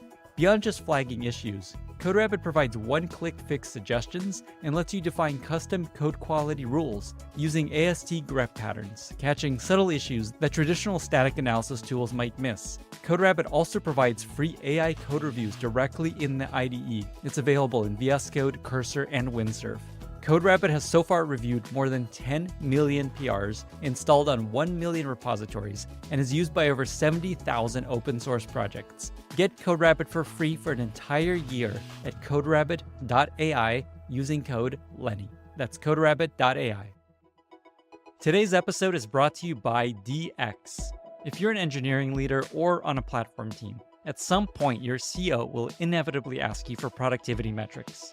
But measuring engineering organizations is hard, and we can all agree that simple metrics like the number of PRs or commits doesn't tell the full story. That's where DX comes in. DX is an engineering intelligence solution designed by leading researchers, including those behind the Dora and SPACE frameworks. It combines quantitative data from developer tools with qualitative feedback from developers to give you a complete view of engineering productivity and the factors affecting it. Learn why some of the world's most iconic companies like Etsy, Dropbox, Twilio, Vercel, and Webflow rely on DX. Visit DX's website at getdx.com/Lenny. Dan, thank you so much for being here and welcome to the podcast. Thank you for having me. I've obviously been a huge fan for a long time, and so it's an honor to be here. It's my honor, Dan. I feel like this is a podcast that was meant to be. I'm so happy we're finally doing this. There's so damn much that I want to talk about. There's so damn much we can talk about. I thought it'd be fun to start with just some hot takes. And the reason I want to start here is I feel like you spend more time thinking about AI, building with AI, using AI, evaluating AI than anyone else I know nearly. And so I really respect your insights and your perspectives on where things are going. So let me just ask you this kind of question and see where this goes. What are some things that you believe about AI, using AI tools that most people don't believe? I'm going to go with my hottest take. And this is the take that I have the least evidence for. So let's just start with that. I have other more well-reasoned takes to give you, but this is my hottest one, which is I think that AI may be one of the biggest force for reshoring American jobs. And so I think everyone is worried about it unemploying people. And for sure, it will change the skills needed to do the jobs that you're doing. But I think it may actually reshore a lot of jobs. And it'll do that in two ways. One is there are a lot of expensive services that rich people and big companies are pay for right now. So like a, in-house counsel or like, call center or whatever. And what cheap intelligence does is it makes those kinds of things affordable for small companies and individuals. So it stimulates demand. The other thing that it does is it allows people who are in those jobs to serve more people cheaply. So if you're, so it may not get rid of customer service, for example, but it may allow, 10 people in the Midwest who would normally be working at a call center to serve hundreds of thousands or millions of people. Maybe that's too much, but like a lot more people than they would ordinarily if they were the ones on the phone all the time. And so it becomes much more cost effective for American companies to hire people in the US. And I think the people in the US are going to be better in a lot of cases at using these AI tools to do work. So I think it may actually make it more effective to have those jobs in the US run by people sitting in the US who are using it to get work done. And also the model companies are here too. So there's a lot of American stuff happening, and you can decide whether or not you think that's a good thing. But I think it's quite lost in the conversation over whether AI will get rid of jobs. I like optimistic takes about AI, so this is great. And like to your point, well, I want TBD if this is good for other countries, but good for the US. What else you got? What other hot takes? Another big hot take. And this is less like contrarian and more just like I think people are truly sleeping on it. I think people are truly sleeping on how good Claude Code is for non-coders. And I'll extend this to not just Claude Code, but Google just came out with the Gemini CLI command line interface. So things like that. And I'll tell you about for people who are listening that don't know what Claude Code is. Claude Code is just a command line interface. So it's, those black terminals that programmers use. It's a command line interface that you can boot up. It has access to your file system. It knows how to use any kind of terminal command, and it knows how to like browse the web, all that kind of stuff. You can give it something to do, and it will go off and it will run for like 20 or 30 minutes and complete a task, like autonomously, agentically. It's especially with Claude Opus 4 that just came out, it's like this gigantic leap forward in AI's ability to work by itself. And Claude Code can even spawn multiple sub-agents that do a bunch of tasks in parallel. And it's incredibly useful for programmers. Like everybody inside of Every is using it all day, every day. Like everyone's agent pilled. They've got like 15 agents doing all this kind of stuff. It's crazy. But non-programmers don't use it because it's intimidating to use the terminal. But you can like download, for example, you can download all your meeting notes and put it in a folder and just be like, okay, I want you to read every single one of my meeting notes and tell me something that I do, for example, is tell me all the time that I subtly avoided conflict. And it writes a little to-do list for itself. It can have like a little notebook. It can like go and read each little thing and then like write into its notebook, go down its to-do list and give you a summarized answer over multiple turns. So it's not just like stuffing everything into context, which is what you'd be doing with like a, ChatGPT chat or a regular Claude chat. It's like actually processing every single file that you give it. And so I think it's incredibly powerful for any kind of task that involves processing a lot of text. So as a simple way to think about this, you basically have an agent on your local computer that can read your local files and do your bidding. Yes, exactly. And it can do that for long amounts of time without going off the rails. Interesting. And so there's like a small hurdle that non-technical people have to overcome, which is using their terminal and giving commands. But once they get it running, it's just you talk to it in English and ask it to do stuff. Exactly. So the hot take here is just Claude Code, which most people think is for engineers, is the most underrated tool for non-technical people. Yeah, exactly. What are some other ways you imagine people seeing this? This meeting note example is really cool. And I could see people using this. What else have you seen or think about? Something that I've done a lot. So I'm a writer for a lot of my job. And for example, I love, and I know you're going to ask me about books I love. So I'm going to give you a sneak peek, which is I love War and Peace. I just read it for the third time. Wow. That's a long book. It's so long, but it's so good. I think Tolstoy is a brilliant writer. And one thing that I wanted to do was I was like, I want to inflect some of my writing with some of Tolstoy's style.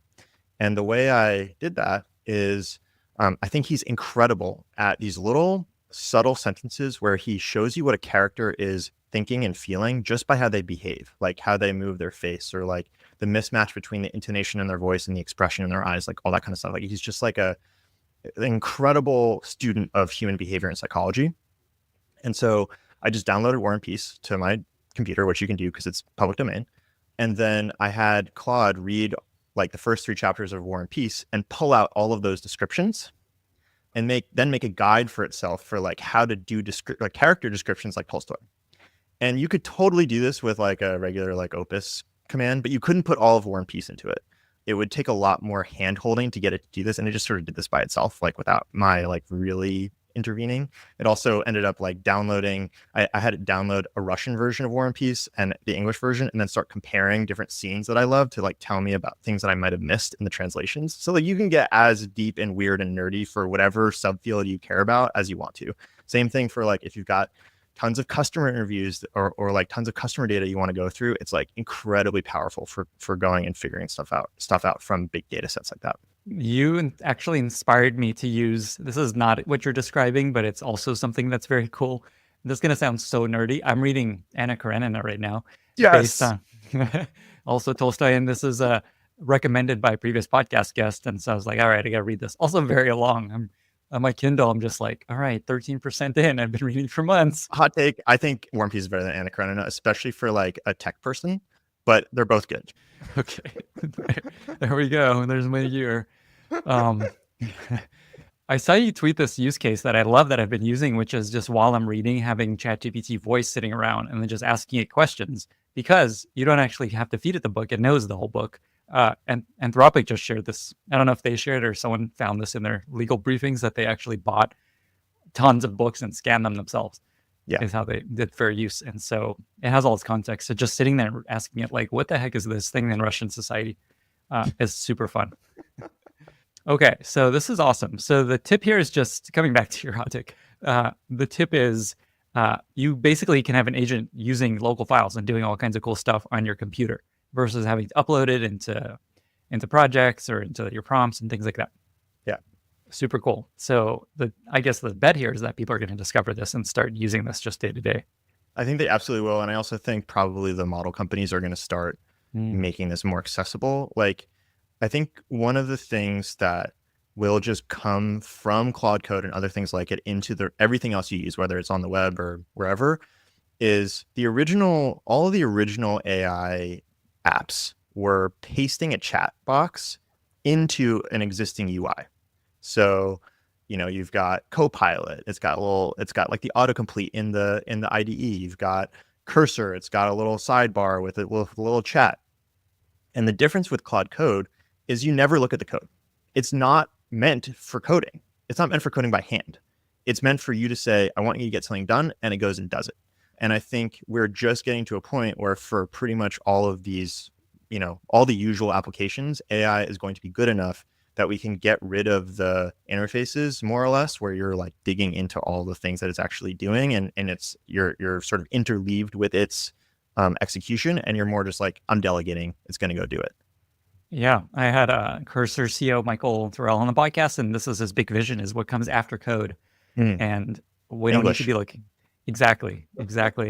And I also just had the founder of Base44 on the podcast, who sold, built this company, sold $80 million to Wix. And he shared that so he's been around for 6 months, the company. For the last 3 months, he hasn't touched a single line of front end code, all Base44 all Cursor and other tools he's using. So this is happening. Same thing for people inside of Every, like no one is manually coding anymore. Okay. Definitely need to talk about that. Before we do, any other hot takes that you want to throw out there? I have one other hot take, which is I have a definition for AGI. And so AGI is like famously hard to define. Like what does it mean for it to be artificial general intelligence? The Turing test was one, but like we've pretty much blown past the Turing test in a lot of ways. So we have no good one. And so what I have noticed is that you can tell how much better AI is getting by how long a leash you can give it to do work. So with Copilot, it was like you can tab complete, and that was like the beginning. With ChatGPT, you ask it a question and it returns a response, and that's like maybe slightly better than a tab complete.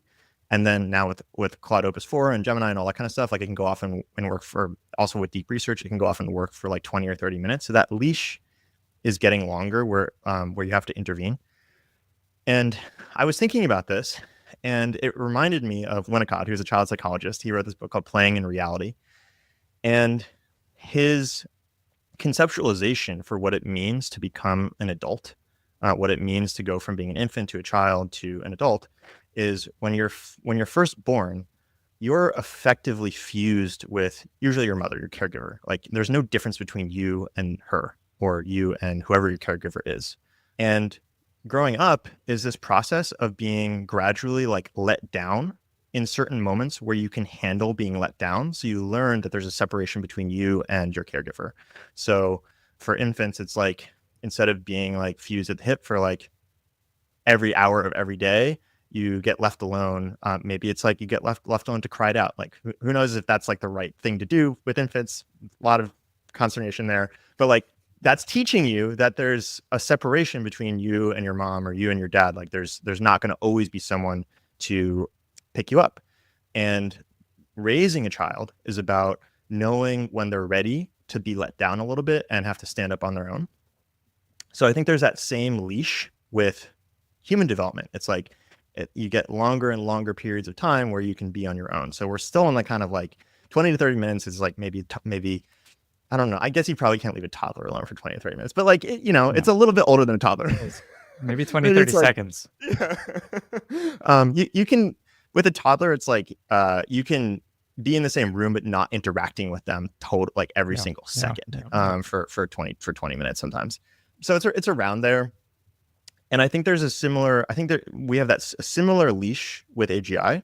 And so I think a good definition of AGI is, when does it become economically profitable for people to run agents indefinitely? So it just never turns off. It's a Claude code that's always running. It's always doing something. You just never turn it off, and you don't need to, because like, that it's worthwhile to keep it on. It's never waiting for you to be like, okay, next thing. It'll always respond to you when you're like, okay, next thing, but it's off, just essentially living its life like a teenager. And that is profitable for you. You'd rather have it do that than just wait for you to tell it what to do next. And interesting. I think that's a good definition of AGI. And the profitable piece is also just the cost of running that thing and having it. It's partly the cost and partly the value. Right. And obviously you can like game this a little bit and be like, cool, I'm just going to like tell Claude to like run in a loop forever. But like, I'm talking about more than that, like a more widespread adoption of agents that work all the time. And I like the profitable thing, because if it costs a little bit of money and we're the bar is profitability, then there's like it has to actually be doing something useful for you to keep it on. It's interesting how that also is very the metaphor of a senior employee and autonomy. And essentially, the more autonomous they are, the less instruction you have to give, the less reviews you have to do, is also just directly correlated with how senior they are. Totally. Okay, great. Anything else along these lines? I mean, I have plenty of them. I think I'm generally like, I hate the headlines that are like, it's going to replace jobs, or like it's going to unemploy like 2/3 of the workforce. Like, I don't think that's true.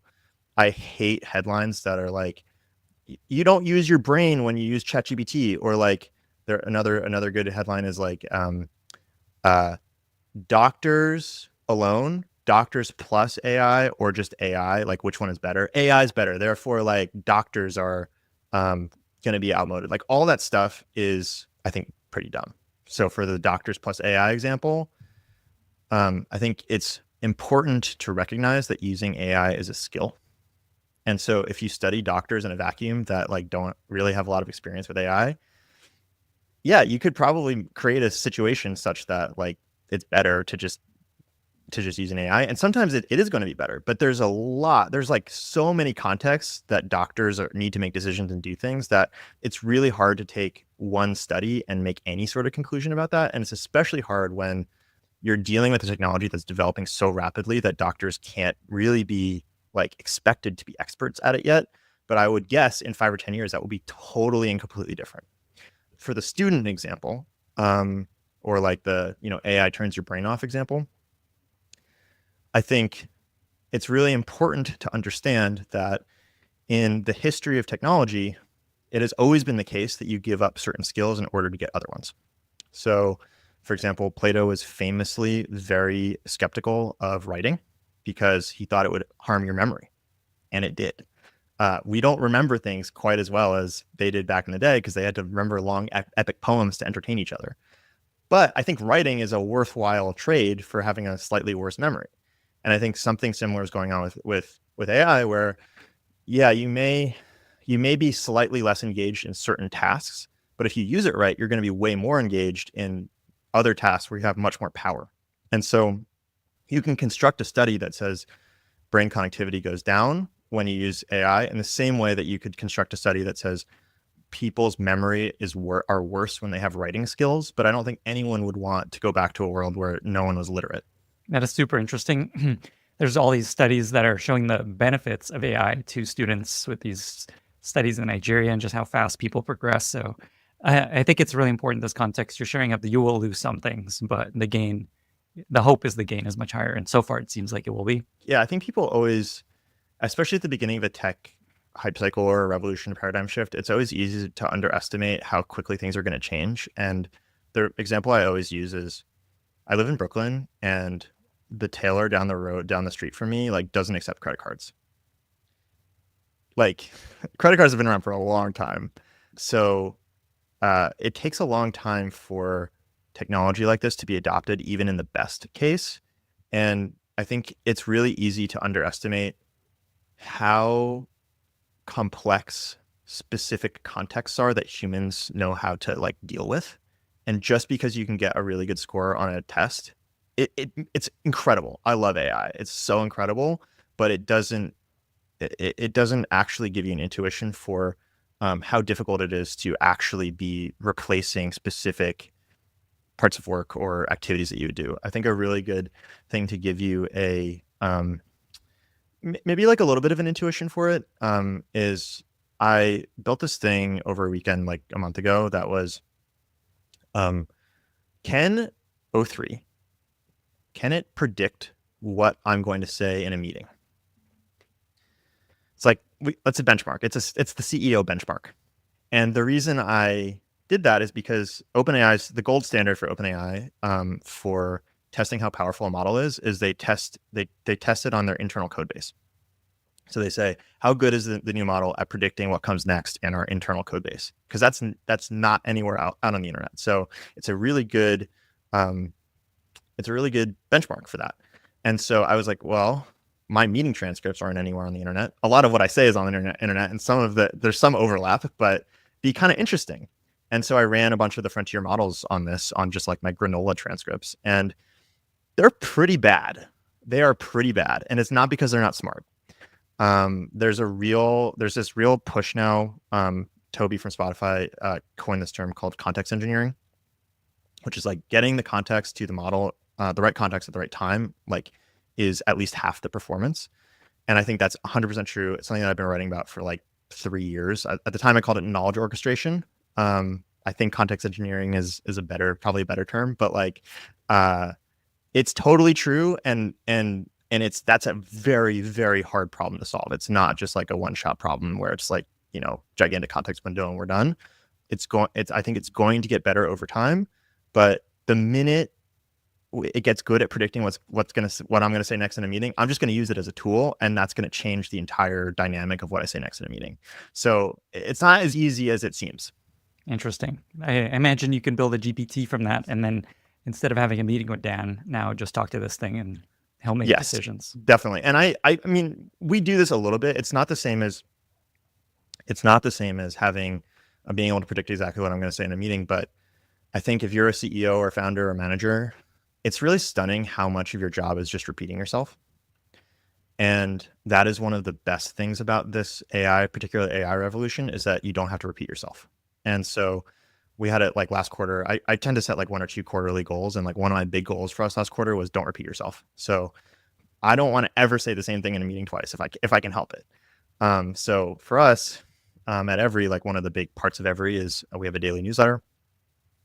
And I'm spending a lot of time like giving feedback on headlines or giving feedback on how do you write an intro, or like is this idea any good, like that kind of stuff. And we've started to codify all that into prompts that basically, it's not the same as mimicking me. It can't exactly say exactly what I'm going to say in a meeting, but it pushes my taste out to the edge so that writers who are not able to talk to me, like by the time I see it, they've already talked to like some simulation of a simulation of me. And that's incredibly powerful.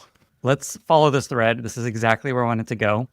I feel like the business you're building, the team you're building, the way you're operating is the very bleeding edge of how companies will operate and are trying to operate in this AI era. You guys are trying to be super AI first. It's super aligned with just so much of of your writing, there's just like so much reason to study what you guys are doing. Well, So thank you. yes, and this is benefiting all of us. So thank you. So first of all, just tell people what the heck Every is, and then share a few insights into just how you operate. It's funny that you laugh at tell what Every is. Everyone asks that because it's a very weird shape of a It company is, that yeah. you can actually see other companies that have this shape from earlier eras, but it's less common. It doesn't make as much sense. And I think it's newly enabled by AI, and we can talk about why. But the way that I typically talk about Every is we do ideas and apps at the edge of AI. So the core of the business is we have a daily newsletter. We've been doing it for about 5 years. We have about 100,000 subscribers. All of the people from the top AI labs read us. Anyone who's basically interested in or working in AI at the frontier and wants to know what's going on reads us. We do a lot of, like, for example, whenever OpenAI or Anthropic drop a new model, like, we get our hands on it early, and then we get to play with it and write about it, which it's like my ideal job. I love it. It's the best. I don't know if I can curse on this podcast, but it's the fucking best. Perfect. Excellent use. And you call those vibe checks? Is that the... Yeah, we call them vibe checks. Vibe checks. Love those. Which I think is really important because, and this gets to the next part, the apps part of what we do. I think it's really important to do vibe checks and to call them vibe checks because they're about how does it feel to use this thing? And how does it feel to use it for work, for things that you would normally use it for, like in your job or in your life? Because I think that captures something that standard benchmarks just don't capture and really can't. And the best people to write a vibe check are people that are actually at the edge using it for stuff. And so what we've found over time is we think the best writing and content about technology is from people that are actually using it and building with it. And so we've always had this sort of function where we're always building little experiments in addition to our writing, and that helps us write great stuff.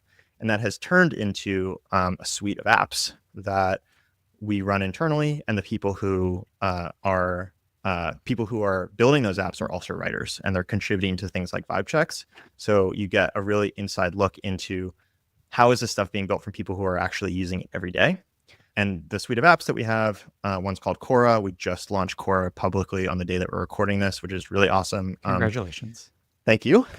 You can think of it like a chief of staff, an AI chief of staff for your email. It helps you manage your email with AI. It's very cool. We can go into more of it later. We have another one called Sparkle, which is an AI file cleaner. We have another one called Spiral that does content automation with AI. We originally incubated Lex, which is an AI document writer, which we spun out into its own company, and my Every co-founder Nathan runs that. And basically, we bundle everything together. So you pay one price and you get access to all of the software that we make, and we're constantly putting new stuff in the bundle. And I can tell you more about like what kinds of things that we like to incubate and how do we like to incubate it, because I think there's some really interesting special things in there, but I've been blabbing for a while, so I'll stop there. There's also a consulting firm which I want to talk about, but let's hold off on we that. have consulting. Yeah. We also do that. And that's like the third leg of the stool in the business. It doesn't fit quite as nicely into my ideas and apps framing, but we spend a lot of time with big companies where we teach them how to be AI first. We train all the people on how to use AI, and it's very cool. It's really fun and a very important part of what we do. That feels like $1 billion business right there. I want to come back to it. I think so. Because everybody wants to learn this. Yeah. Okay, so share a few ways that you guys operate. You mentioned that your team doesn't write any code. What are just some ways that allow you to operate this efficiently? I know your team's really small. You have a daily newsletter, you have 3-4 products, you have a consulting arm. How big is the team of Every? We have 15 people. 15 people, okay. Yeah. So just give us insight into some of the ways you operate that are kind of at the bleeding edge. Okay, so a couple things. One, and I think everyone should do this, is we have an head of AI operations.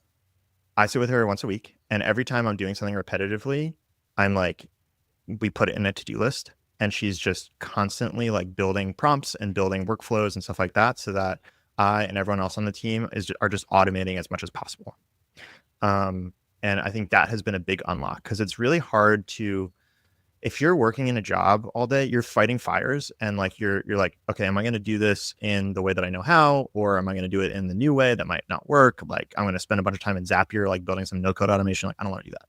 And having an AI operations lead lets you basically identify those things and have them solved without people who are doing the work actually getting like having to take time to do it, which I think makes it much more likely it happens. There's always a trick with that where it's like you have to make sure it gets used. So it's basically you're developing little applications internally. But if you're good at making applications people use, it's great. Highly recommend having an AI operations lead. I imagine you saw the CEO of Quora tweeted about this, wanting to hire exactly this sort of person. Yeah. So clearly this is a trend. So the idea is like your point that this needs to be somebody who's outside of the day-to-day work of the company and is specifically focused on helping the team be more efficient with AI. Yeah. And then is this person mostly just you automating you, or can they help other people? No, she helps everyone basically. Everyone. Okay. Where we're starting right now is with the editorial operation. So there's so much stuff in the editorial operation where I or our editor-in-chief, Kate is constantly doing like little small copy edits to make sure everything is like in every style, and it takes like hours a day. And so now Opus is at a point where you can give it a style guide and a prompt, and it'll go through anything you're writing and copy edit it, which is amazing. The trick is, it's not just building that.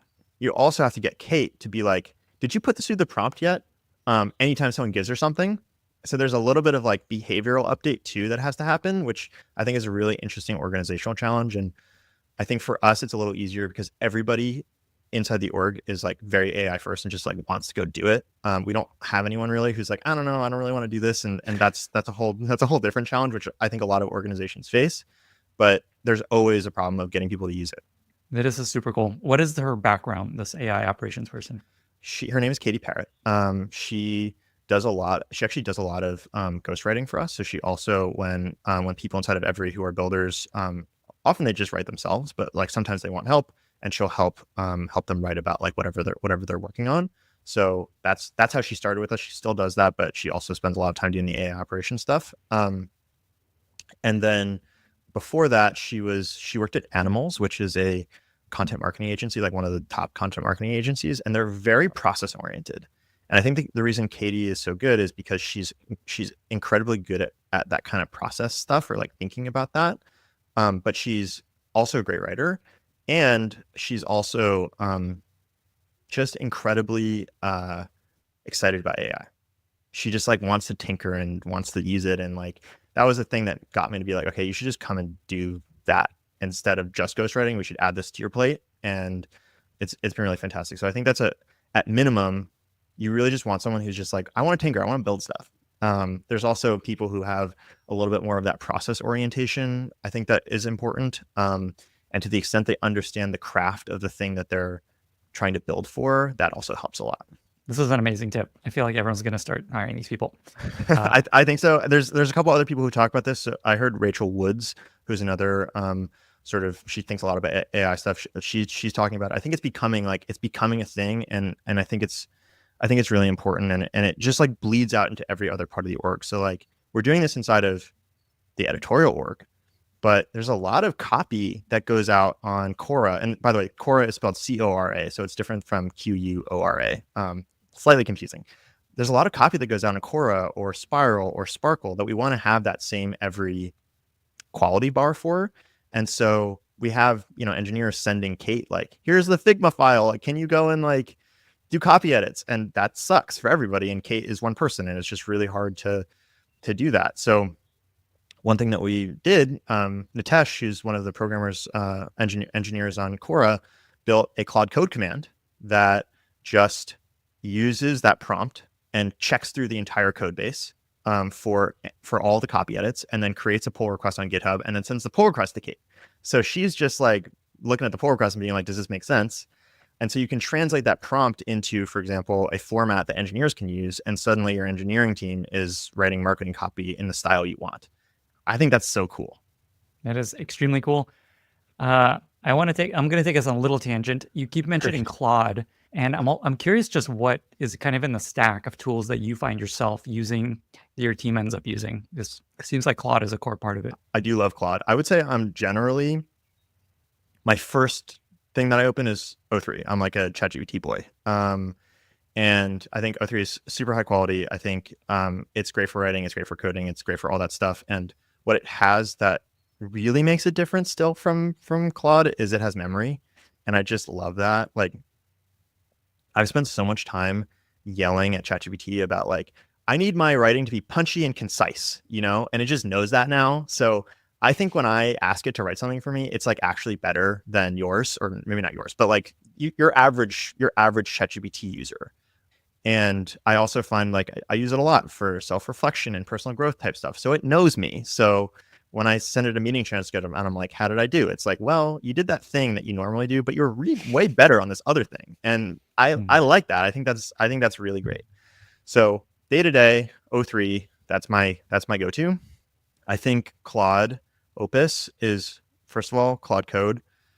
Everyone inside that's basically what we use. If you're building something, you're using Claude Code. It's crazy. It's so good. Gemini just came out with something, so I'm very excited to try that because I think that's the model that we use most for the apps that we build, like inside the apps. It's incredibly powerful and it's incredibly cheap, which is great. So I want to try the CLI tool they came out with. We also use Codex a bit, which is OpenAI's coding tool. And that's for like, I want a one-off self-contained, like I want to pick off this little feature. What else do I use? Going back to Claude Opus 4 can do something that no other model, except one other model that I can't talk about, can do something that no other model can do. We won't go there. We don't want to get you in trouble. Okay, go on. But yeah, no other model can do this, which is earlier versions of Claude, and I think generally versions of other models, when you ask them, is this piece of writing any good?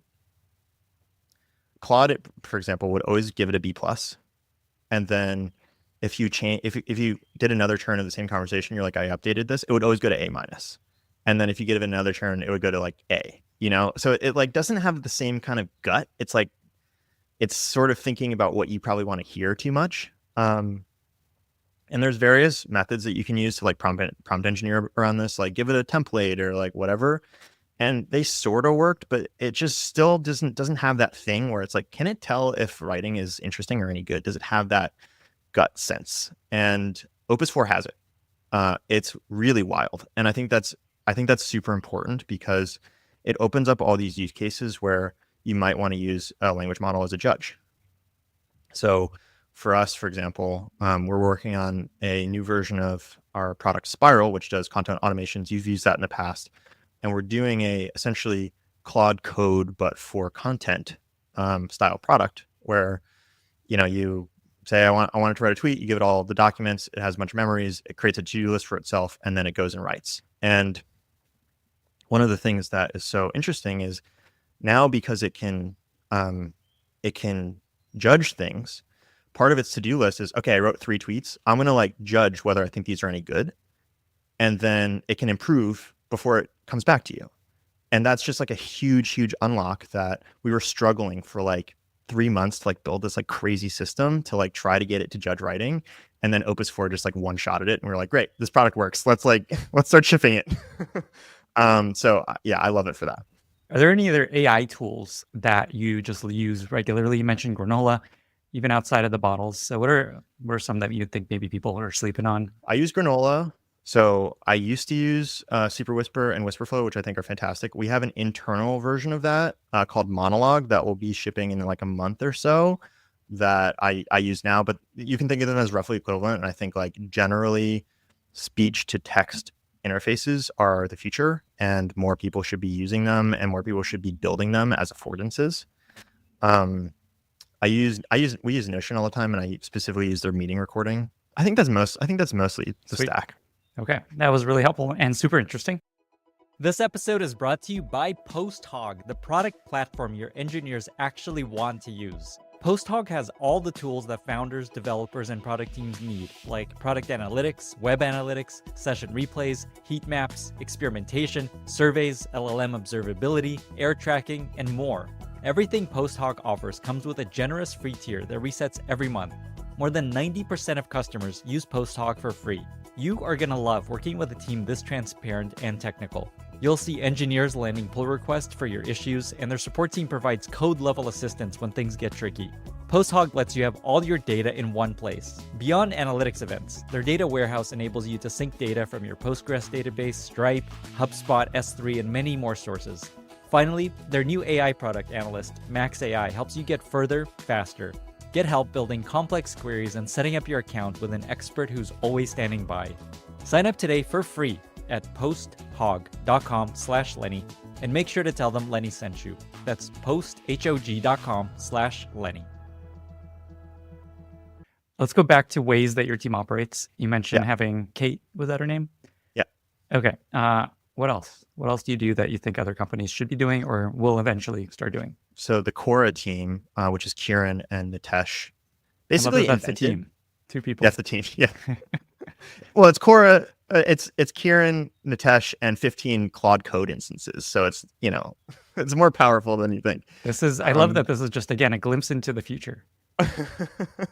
One of the things that we do that I think is really cool, and they basically invented this, like I had nothing to do with this, is they invented the idea of compounding engineering. So basically, for every unit of work, you should make the next unit of work easier to do. So an example is in a Claude Code world where you're not coding a lot, you end up spending a lot of time essentially typing PRDs. Like, here's a document with exactly the stuff that I need to do, right? And so you could just be like, okay, cool, that's my job now. I'm going to just like write PRDs. And so each successive PRD, it's the same amount of work. Or you could spend a little bit of time being like, there's a sort of platonic ideal of a PRD. And what I'm going to do is write a prompt that can take my rambling thoughts and then turn that into a PRD. And so you spend a little bit of work to make all of the next like PRDs that you're doing easier to write because you're writing less of them. And so finding those little speed ups where every time you're building something, you're making it easier to do that same thing next time, I think gets you a lot more leverage in your engineering team. And so like, yeah, we have Kieran and Nitesh, and Quora it just became public. It was in private beta. It has 2,500 active users, and like there's like millions of emails going through it. And like that's one of the products that we do as a 15-person company. It's kind of crazy. It is crazy. How do you do this speed up thing? Is it prompts that they continue to refine? A lot of it is prompts and automations and stuff like that. Yeah. Got it. For automations, what's the tool? What's the tool you use for automating automations? What they're using a lot of is Claude Code. So you can do / commands in Claude Code, which are like repeated prompts that you're doing. Got it. Okay. So basically they're building a library of prompts that make the process of here's what I want to build to a good solid PRD that you can feed into Claude Code more correct and more efficient. Exactly. Super interesting. And they just keep like a file, or they put this into a project? Is that how they store this It's stuff? a GitHub. It's like a GitHub. It's like in their GitHub where they can like share it with each other. Another thing that they do, which I think is very cool, is they use a bunch of Claudes at once, but then they're also using like 3 other agents. So there's an agent called Friday that they love. That's an AI agent product called Friday? Yeah. I hadn't heard of that. Okay. Interesting. There's another one called Charlie that they really love. And in particular, I think the thing they like about Charlie, we have a whole video about this, which I can send to you. Yeah, I'll point to it. They did like a, S tier through F tier of AI agents, which I think is so funny. One of the things I really like about Charlie is that it lives in GitHub. So you can, when you get a pull request, you can just be like at Charlie, like, can you check this out? And that seems to work really well to have like different agents that have like maybe slightly different perspectives. It's like different people, that have different perspectives and have different taste. Like Kieran he's like one of those like serious Rails files who are they just love Rails and they love the way that Rails feels. And so I think he has a real sensitivity to, okay, this agent, ChatGPT, for example, it feels very terse and minimal and professional. And it has a particular kind of style that maybe he likes versus, I don't know, Claude is a slightly different style. And I think all of that is so interesting that these things have personalities, and that changes what you might want to use it for, or why you might want to use 3 of them at once. That is so fascinating. It makes me think about Peter Ding's conversation again where he talks about his hiring strategy and one of his key lessons. And he ended up hiring like the current head of product for ChatGPT, the current head of marketing at ChatGPT, the current head of engineering, like, because he hires these incredible people. And his philosophy is to hire a team of Avengers where everyone is strong at certain things and together they're the perfect team versus like the best at everything. And it's interesting that you can almost do that with different agents from different companies. You definitely can. And it makes me feel like there's a bigger market than people think, potentially, where people will want different companies' agents, not just all Devons or not all Codex. I think there really is. It's definitely not like one agent to rule them all. So interesting. Yeah. Oh my God. The two people on the curate team what's their background? Are they both engineers or what are they? They're both engineers. Okay. Kieran's got this like crazy background where they both have really interesting backgrounds. Kieran's got this crazy background where he was previously like VP Eng at a startup. So like was effectively like the CTO of a startup or maybe two startups. And was one of the founders. And then but before that, he was like a composer, like a professional composer. And before that, he was a baker. So we did like a team retreat in France last year, and he like taught us all how to make croissants. My croissant was horrible. His was like beautiful. Seems that's what I would guess. And generally, I think like that kind of multi-dimensional type of talent is the kind of person that I love having at Every, like, because we're all generalists. We all want to use AI for all these like weird, awesome, creative things. And someone who has that background is going to have a good taste for not only agents, but what should the landing page look like or whatever, which I think is increasingly important where you're trying to scale a team of generalists of 15 people to like 5 products. So that's Kieran's background. Nitesh's background is I'm jealous because he only started learning to code when ChatGPT came out. He had wanted to learn to code forever, and he's only known how to code in an AI era. And I keep telling him, dude, like I learned to program in middle school from books. Like I had to go to Barnes and Noble and like buy a book, and there was nothing, I couldn't Google anything about like why this function wasn't working. No Stack Overflow even back then. Yeah.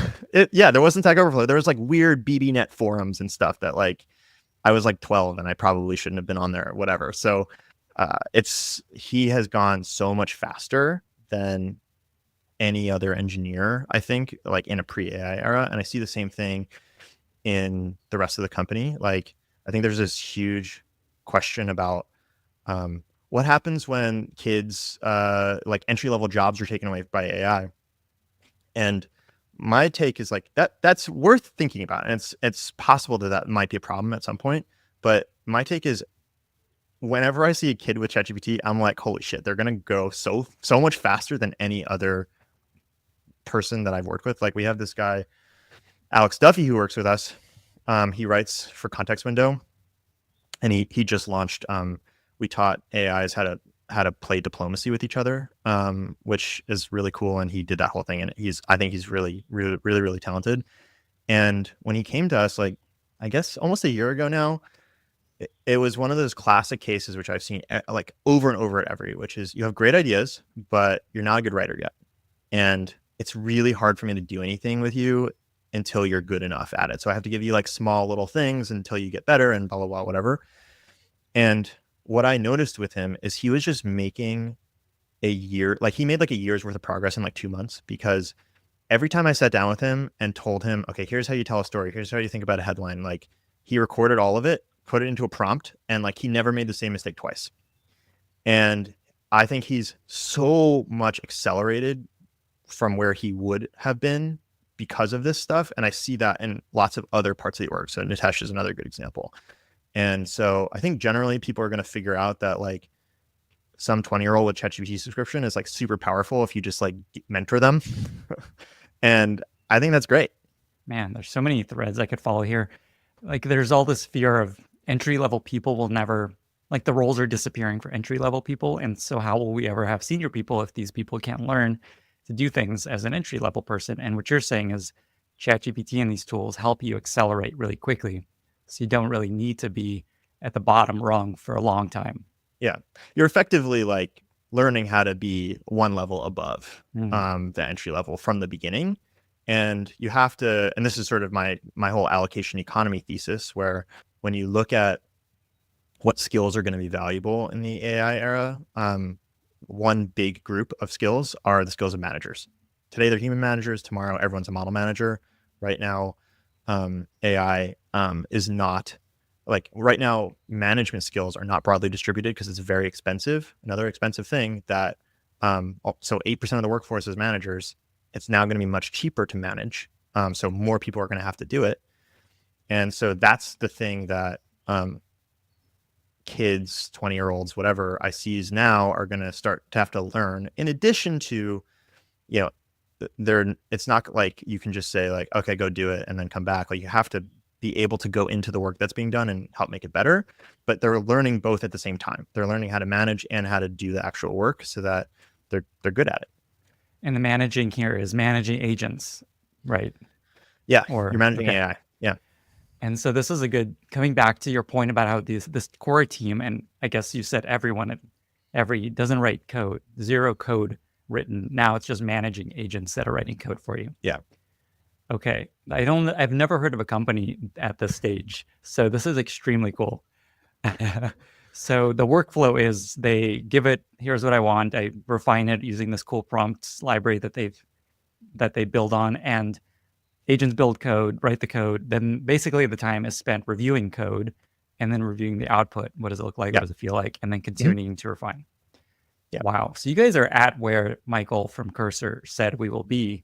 So I chatted with him a few months ago. He said in a year, this is where he thinks things will be, where we're not looking at code anymore. You guys are already there. Although you're looking at code. Okay. You're still looking at code?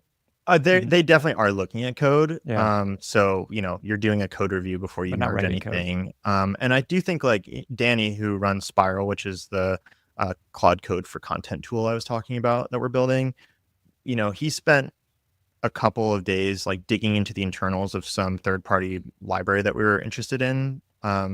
Just because it's helpful to know, it's helpful to like understand those things, but then he's not actually like writing any code. Once he understands it, he's just like off telling Claude Code what to do. And I think that's really important. This is an insane milestone we're hitting here. Like there's this, sense we're getting to a place where you don't need to really understand code. You don't have to write any code. Like we'll get there. And that, like, you guys are there. Yeah. I think this is like so easy to overlook how wild this is. You have a product team not writing code at all. It is really wild. I think it's really wild in particular, just like having a small group of people that everyone's multidimensional. Everyone like has all these different skills. Everyone's a generalist. Everyone's AI forward. So what you can do in an environment like that with just still a small team is crazy. And you're kind of inventing all these new principles for like, how do we work together? How do we do engineering? All that kind of stuff. And I think that's what makes the writing like that. That's why I like doing that, is because the writing that we do from that, I think, is really good because we can talk about it from a sort of position of experience. But I do want to say something else, which is we're not at a point yet where the people that work at Every could do what they do if they didn't know how to code. Yeah, this is what I was going to ask. Which is a different bar. And I think for a long time, it's going to be valuable to know how to code for a long time. But this is like a progression that is not a new progression. So for example, when I was in middle school learning to code, the new hot thing was scripting languages, which is like Python and JavaScript. And if you were a real programmer, you would understand the language underlying Python and JavaScript, that's written in C. And scripting languages was weren't totally real. And in order to like really do anything interesting, you had to be able to learn both parts of the stack. Same thing for C programmers. When I guess in the 70s C was invented, it was like you got to be able to write assembly. And English is just like a layer on top of scripting languages. So I think all of those things were right in the sense that there's, especially during transitions, there's a lot of reasons why it's important to be able to go down a layer in the stack. And it gets less and less frequent over time, but that still takes a long time. And there's some times when, even if you're a JavaScript or a Python programmer, it's useful to know like how that stuff works, how it's written, and see how it's implemented. Today it's much less important than it used to be, but that took like 10 or 20 years. And I think that's the same thing is going to be true for programming. Like having that skill is super important and will accelerate you significantly. It will sort of start to get less important over time, but we're not close to that yet. Okay. That's a really important point. I'm glad you went there. So do you have a sense of how far we might be from you hiring someone to build another product that isn't an engineer? Like a real SaaS product? Because Yeah. So like, hey, we have this idea. We want to bring someone on to actually lead it. very far, like not within sight. But there's a lot of things that could be products that are a level down from that I think that you could do almost now. So like an example, we were talking about Dia, the browser from the new AI browser from the browser company. Dia has these things called skills, which are effectively like little, AI apps that you can run in the browser. You can prompt them and they run on the web page and do work for you. A non-technical person could build that. Same thing for like custom GPTs from ChatGPT. A non-technical person can definitely build that. So I think while I will definitely maintain that we're not anywhere close to anybody being able to like build a conventional SaaS app with zero programming knowledge, aside from just like a demo, there are going to be other forms of software. One of my things is like software is becoming content. There's going to be other forms of software that don't look like the software of today, but you can start and run as a business as a non-technical person, even if you don't know how to code, and that'll happen very soon. It's already kind of happening. It's just, it doesn't look like the thing that you're asking about. It's sort of like the difference between a Hollywood movie and like a YouTube video.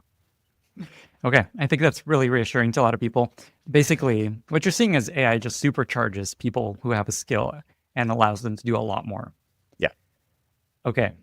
Is there any other way that you guys operate that is really interesting that might be worth sharing that helps you operate really quickly, helps you do more with less?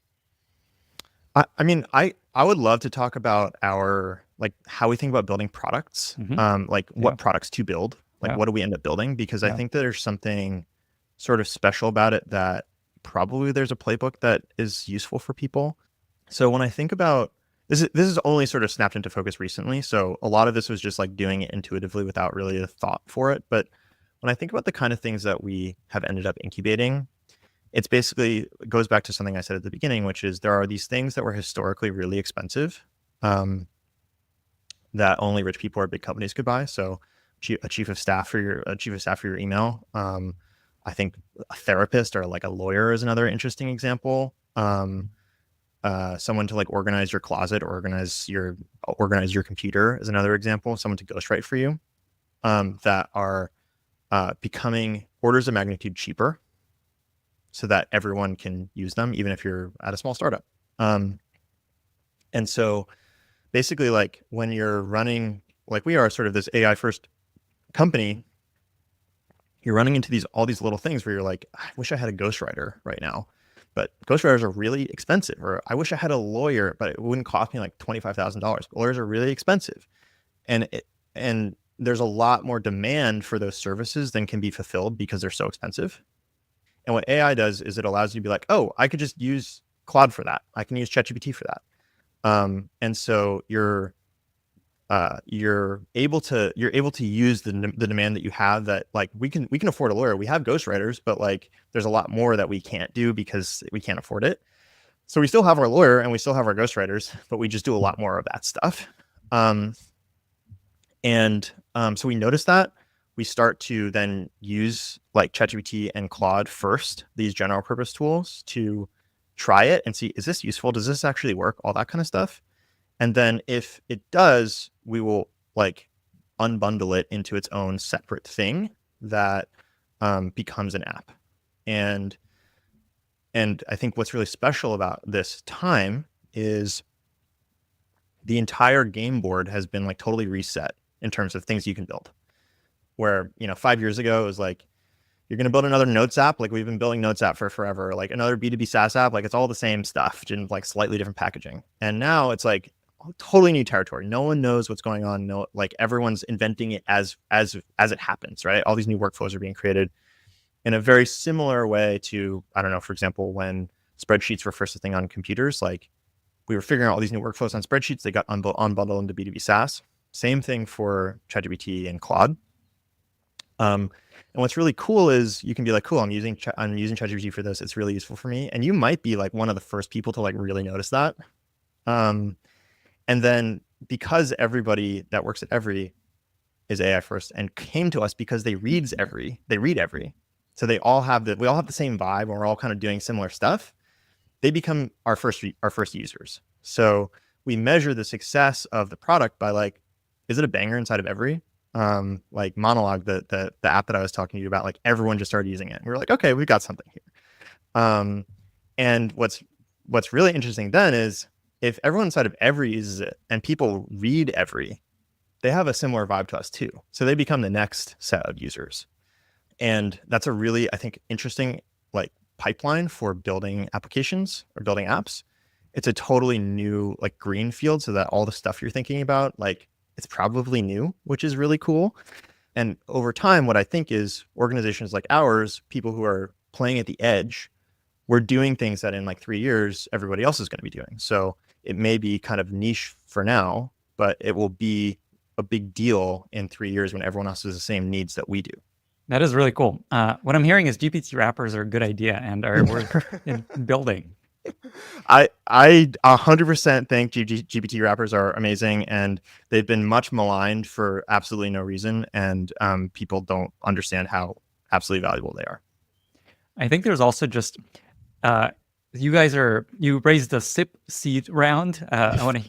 So this is a good time to maybe talk about that. Just like these products don't have to become some mega billion-dollar hit. Yeah.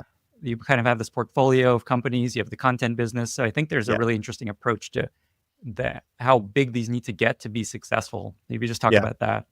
Yeah, I really want every to be an institution that teaches people how to live a better, more human life with technology, particularly with AI, and both like teaches them how to do it with writing and the content we make, and then builds tools for them to do that. And but I think fundamental to building an institution is, at least for me, the way I would like to do it is I want internally it to feel like this creative playground where we have the opportunity to like take risk and do stuff and do weird stuff that like just doesn't make any sense. We can't justify it to anyone, but we just feel like it would be fun. And so I think I'm always playing with that dynamic tension between institution serious. We want this to be like lasting and important, and it should just be fun. Like, let's play around. And I think having that tension is like really valuable. And so I've always been like sort of hesitant to raise a lot of money because I think it locks you into like having to be that serious thing that's like totally going for it. And there's lots of companies that figure out that balance. But just for me, like personally as a founder, I'm like, I want to keep the optionality alive and I want to keep the kind of playful feeling alive. And I think part of that comes from, I know like I have the control to do what I want, more or less. There's probably also some like deeper psychological things going on there, which I'm happy to talk about if you want to get into it. But you know, I think there's also it's just that's kind of what I want. And so when we started we raised like a very small $700K pre-seed round, and this is at the height of the creator economy. So we both started our newsletters. You and I started our newsletters around the same time. It was like the hypiest, craziest thing. People were throwing money around. It was like wild. But we raised $700K because it was like, I want to raise enough for us to be able to experiment, have a little cash cushion, but not so much that it locks us into anything. And we like sent an email to all of our investors being like, and you're one of our investors, so you've probably got this email. Tiny investor, but yeah. I'm in there.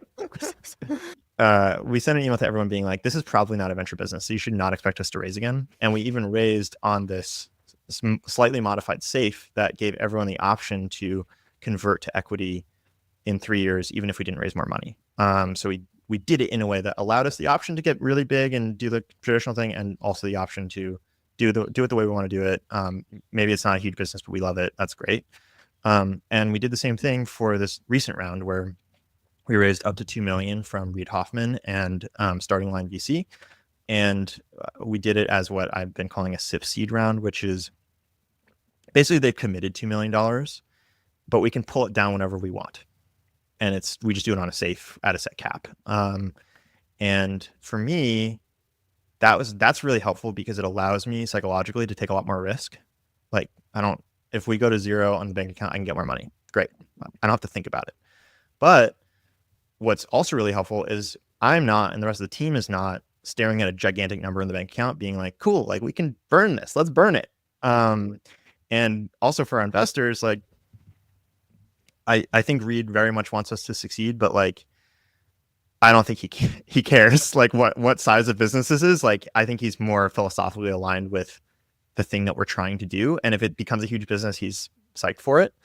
And I think that kind of alignment is what I was looking for, because I think there's this core creative spirit to the thing that I want to maintain. And I really care about having a big impact, but I think there's a lot of ways to have an impact. And one of them is building a $10 billion business. I think another way is like really changing how people see the world, see themselves in the world. And I think that's what stories do. And you don't necessarily, sometimes you do that by building a gigantic company, but you don't necessarily always have to do that. Like a lot of the stories that we care about most are from people who maybe they weren't rich at all. And so I really like creating this place where we can make a really good business, and I care a lot about that, but also the core of the soul of it is changing how people see themselves in the world. I love that you've kind of innovated a new, like a middle ground way of fundraising, not bootstrap and not just regular VC. It's a SIP seed. And I love that this 2 million, like, if I raise 50 million, it'd be like, okay, I get it. Let's not put 50 million in our bank account, but you do that with 2 million. It's too much for us. We can't, we don't want to see that in our account. That's another thing. And, we'll see how this ages. Like I might be back here in 2 years crying the blues because we didn't raise enough money or whatever. Who knows? But that's the other thing, is I do think we can get so much further with very small amounts of money. Like Quora, I think all in to build Quora, we've spent maybe $300K, maybe. That's crazy, because And that includes this salaries? product includes salaries. Yeah. Wow. This product was not even technically possible, even if you had billions of dollars like 3 years ago. Not possible, because you can't do email summarizing and like automatic responses and all that kind of stuff without GPT. So not only was it totally impossible, but now we can get, with 2 engineers, like we can get, the amount done that would have taken a team of like 20 people. And I think that's, that means that we need less money. And I don't think that VC has really caught up to that yet. And I think there are other companies that are there's like a term called like seed strapping. So there are other companies that are like kind of starting to wake up to this too. And I'm curious about how it changes the VC model. For sure, for us, like we have a specific like incubation model, which is a bit different from a VC model. And I think there's some differentiation in the stuff that we can do with founders, which is kind of cool. But yeah, I'm just trying to figure out like a shape that works for me, and that's different from other people, and we'll see how this goes. We'll revisit in a couple of years. Yeah. Seems like it's going great from the outside. I want to ask about a couple other things before we wrap up. One is around this consulting arm that you have. I think it's really interesting because, like I said, I feel like this could be $1 billion business. I feel like every company right now is trying to figure out what the hell has everyone else figured out that we're not doing. I've had so many emails from chief product officers at companies being like, can you introduce me to some chief product officers that have done cool things with AI that we should learn from? Like so many people, and I would just introduce them to each other. And it's cool because you guys are basically solving that problem for a lot of companies. So one is just maybe share a bit about what that side of the business for folks. And then 2, I feel like I imagine you've seen companies that have done this really well, have adopted AI, things have worked really well. They found really good productivity gains. And then you found companies that don't. What do you find is the difference between those two? I love this question. And I have a very specific opinion about this. So one, the consulting arm, basically like we spend all of our time playing around with new models, writing about them and building stuff with them. And we have a big audience. So naturally, like we've gotten companies over time being like, can you just come and teach us how to do this? And so we started to do that. This is, pretty nascent. It's probably been over the last like 6 to 9 months, but like it's a pretty big business now. Like it'll probably double this year. Like last year we did about $1 million. Maybe it'll be more this year. We'll see. It depends on we have a couple big contracts out, so it might be way more than that. $1 billion. I predict $1 billion in a few years. But yeah, basically people were like, can you come help us learn how to do this? So what we do is we spend some time going and researching your organization. So we go in and try to understand like what are all the different teams doing? What are the repetitive tasks? Some of the stuff we were talking about earlier.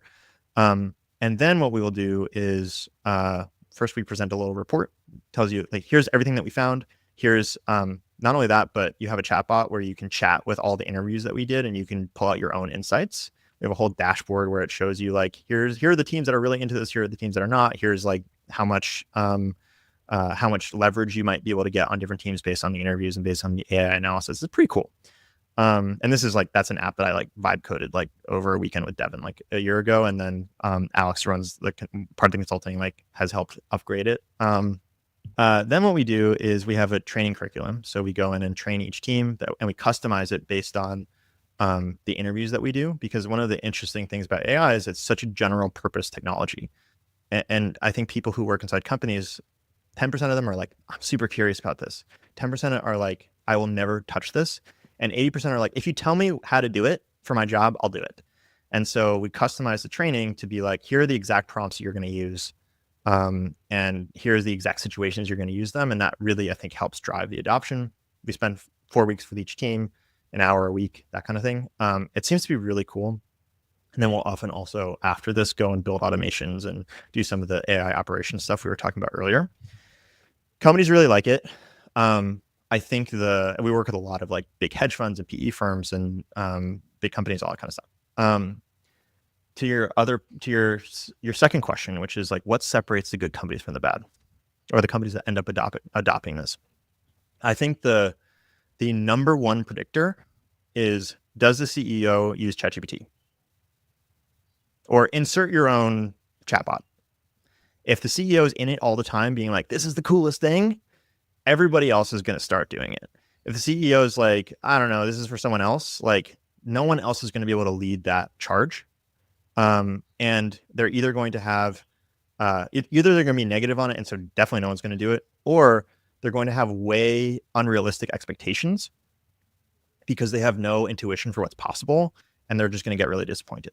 But the CEOs that are using it all the time are able to like both drive the excitement and set reasonable expectations for what can be achieved. And so those things end up working really well. And the people that do this really well, so for example, we work with a hedge fund called Walleye, which I had the founder on my podcast, AI and I, a few weeks ago. They're a gigantic $10 billion hedge fund. Like one of the things that they do, which I think they're basically the model for like how to do this. First thing he did, which a lot of CEOs are doing, is send we're an AI first company email. Everyone's got the memo. You just got to really do it. And one of the things he said in his memo, which I love, is, I wrote this email with ChatGPT and you should too. So like, you got to like in the memo. Yeah. You got to like lead from the front in that way. And then what he does, and I think what a lot of other like really cool companies do, is they're doing like weekly meetings where people share prompts and share use cases. They're doing, they do like a weekly email to their entire company being like, okay, here are our usage stats for ChatGPT. Here are the people that like, here are the people that came up with a new prompt and contributed to it. Like create this sort of like awareness and momentum, because what's going back to the point I made earlier about, 10% of people are early adopters. Those are the people inside of a company that you need to find and highlight, because they're going to just go spend all this time like figuring out what works. And then all you have to do is like translate what they learn into the rest of the organization. And so if you create forums for them to be rewarded, you're going to automatically transfer a lot of their learnings to everybody else and encourage more of it. And I think that's kind of the secret. That is awesome. I love this advice. So just to reflect back what you just shared, a few kind of tactics you find that you encourage within companies. One is just send this memo, the Toby memo. I don't know if that's the right way to describe it. Who I think was first along these lines, just we're AI first. It's going to be part of your performance review. It's going to be asking, can you do it in AI before you could talk to anyone else? All these things. And then just note, I wrote this using ChatGPT. It's a great idea. This idea of a weekly meeting. So it's like a live or Zoom meeting where people share, here's the thing I've learned about using AI. And then this weekly stats email of, here's how much we're using ChatGPT across the org. Here's some people that did some awesome work. Yeah. Amazing. And I especially love this very simple heuristic of, if your CEO uses ChatGPT or Claude or whatever daily, it's going to work out. Yeah. That is super cool. I know it's early, but what kind of impact have you seen from a company kind of leaning into this and adopting AI widely? Anything you've seen either anecdotally or numbers wise? It's early. It's really hard to say, other than I think generally people who do this well now feel like they can do way more work than they used to without having to hire more people. And so they're just going further faster at the same budget. I actually don't see, I don't see a lot of people being like, cool, we're gonna like fire a bunch of people. Like, also, I don't really want to do consulting work like that. Like that sucks. But we've never had to say no. Mostly people are like, cool, I'm just gonna go further with the people that I have. I think also back to kind of the first point I made about reshoring American jobs. I have seen some companies, not the ones that we worked with, but I have seen some companies of people that I'm friends with where they're like, we have a call center somewhere, but I think I can get the same amount done with like 2 employees in the US that use like one of these, customer service platforms. Like they're still not totally automatic. Like I think that Klarna CEO thing, that was bullshit. But yeah, you can have a couple people in the US that maybe you pay a little bit less to than you would for like 100 people somewhere else. And obviously, that's a calculus that everyone has to make for themselves. But I've definitely seen that happen. And yeah, I think that's you get more done with the same amount of people. Maybe to close out our conversation, I want to come back to this idea that you referenced, but I want to spend a little more time on this, which is this idea of the allocation economy. If I understand it correctly, we've been in this knowledge economy where people get paid to do a thing.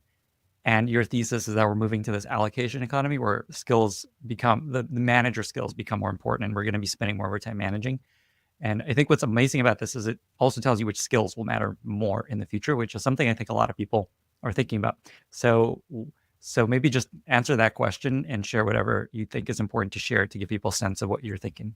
Yeah. So this is based on an article I wrote like 2.5 years ago. So this is back before like agents were even like thought of as viable. And I was like really trying to think about how do I express what in my experience using this every day, like what skills are useful for me. Because I think that'll be the case for a lot of other people. And I think that's the kind of the best method, I think, to do these sorts of predictions is you have to be doing it all the time yourself. And then that informs your opinion about this stuff. So what I noticed using at the time, like GPT-3 or maybe GPT-4, was that I was spending a lot of time, for example, thinking about how do I communicate the problem? How do I gather the right information for the problem? How do I put it in the right way so that the model that I'm working with gets it? How do I pick which model to give it to? And how do I maybe divide up the task to be like, okay, this model does this model does this, based on what I know to be like what's good and what's bad? How do I give them feedback? How do I have like a vision for what I want and a set of criteria for whether it's good? All that stuff is exactly how I found myself using these tools. And I was like, oh, that's just managing. and once that clicks for you, I think you'll start to see a lot of other things. So a really good example is there's a big complaint that it's like, well, how can I have AI do this? Like, I can't trust that they're going to do it well. So I just do it myself. And I'm just like, yeah, that's exactly what every first time manager says. You always have this problem where you're like, okay, well, if I delegate it, it's not done in the way that I want it to be done. If I do it myself, I get no leverage. And so that's how a manager has to learn how to be a manager, is like, when do I lean in and maybe micromanage a little bit? And when can I delegate, and how can I trust it? And how do I divide up the task and all that kind of stuff? And so I think there's a lot of overlap in those skills. And those skills are not broadly distributed right now, but they will be in the future because it will be so much cheaper to be a manager. And specifically, I was looking at the article you wrote, the skills that you highlight will be more valuable is evaluating talent, vision, taste, and to your point, when to get into the details, when it makes sense to dive in. Yeah. Awesome. And then there's also kind of a connected point you made that you referenced, which is that generalists will become more and more valuable in the future. You mentioned that everyone at Every is a generalist. Yeah. Share a little bit about that. Yeah, I mean, maybe it's because I'm a generalist, so you should take this with a grain of salt. Same. But same. I think that's one of the things that has made AI so awesome for me is like, I love to dabble in different things. So it's like in one day I can be like coding an app and like making a video and like making images and writing and like all that kind of stuff. And ChatGPT is right there with me. And I think what we've basically what has happened as civilization has progressed from like ancient Greece to now is what we've discovered is the more that we specialize, the better we can coordinate across many different people. And so it's like the Adam Smith, like there's a pin factory and someone's making a pin or whatever his thing is specialization gains from trade. And there have been a lot of really good impacts of that.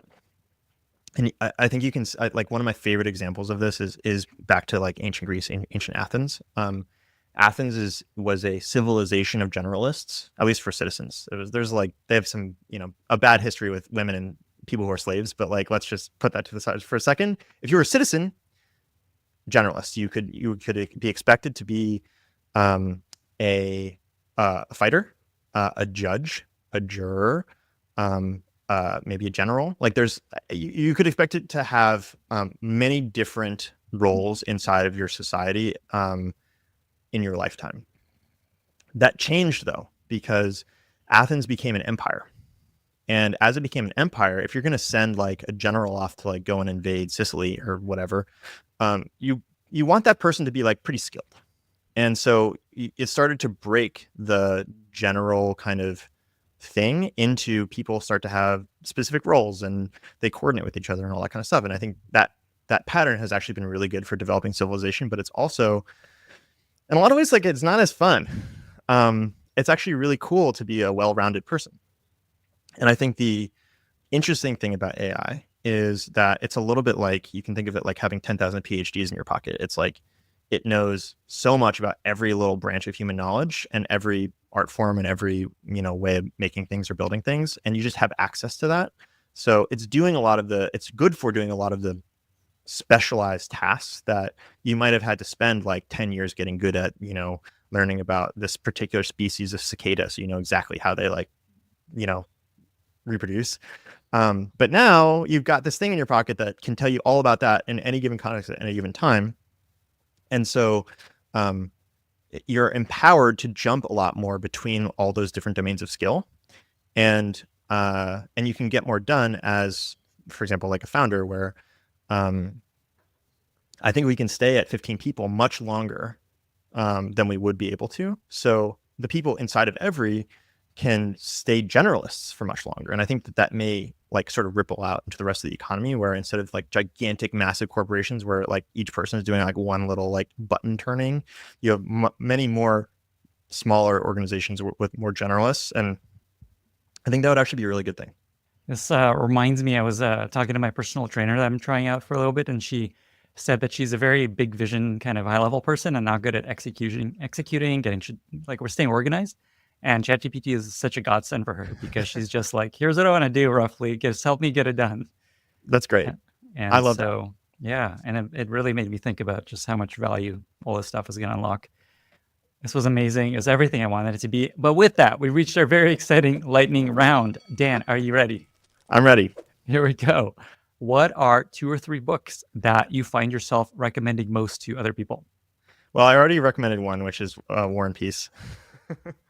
Definitely got to read that. If you want like a Tolstoy primer, I would read The Death of Ivan Ilyich. Another good one is A Swim in a Pond in the Rain, which is by George Saunders, and that's a collection of Russian short stories that is also about writing. And I in particular, I really like the Russians because they're a lot of the Russian novelists are dealing with the effects of technology on the traditional Russian way of life, and they're very kind of in this really interesting middle ground between a sort of romantic outlook on the world and a more rationalist, like we're making progress. And that's one of the things you'll find in Anna Karenina when, Levin is out in the fields with the peasants, like doing the scythe thing. Like that's Tolstoy, like kind of like thinking about, oh, what would it be like instead of being a nobleman who's like trying to make farms way more efficient? I was just like with my scythe. That was like really happy. Anyway, so they're dealing with a lot of similar stuff to, I think, AI.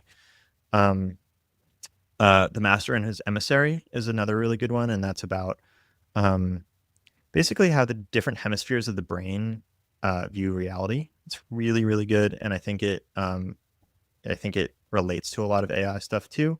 I think those are my 3 or 4. Yeah. Excellent list. I think nobody's mentioned either any of these, so that's always a good sign. Do you have a favorite recent movie or TV show you really enjoyed?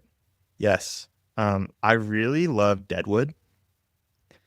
Have you seen it? I absolutely love it. I remember when they stopped it for some reason. I think he had to go do something else at HBO. It was so sad. It's amazing. Yeah. David Milch Yeah. is incredible, national treasure, incredible writer. But what I really love about it, and I only recently watched it, is he talks about Deadwood being about how order forms out of chaos. So it's this like frontier town, people are going to it, and like there's no law, there's no rules. And by like season 3, there's like a mayor, and like, you know, all the industry has come in, and it's like a real proper town. And I just love that. And I think there's a lot of parallels from the Western frontier to technology frontiers. And so I think that show is like a really interesting study in that kind of dynamic. I love how everything connects to how tech works and how AI came to be. I love this. Thank you. Do you have a favorite product you've recently discovered that you really love? I don't have a good answer for that because I just spend a lot of time using our internal products. But my stock answer is granola. So I do really love granola. My one gripe with them, and I hope they listen to this podcast, is I really want to export all my notes. I want an API. But other than that, I think it's a fantastic product.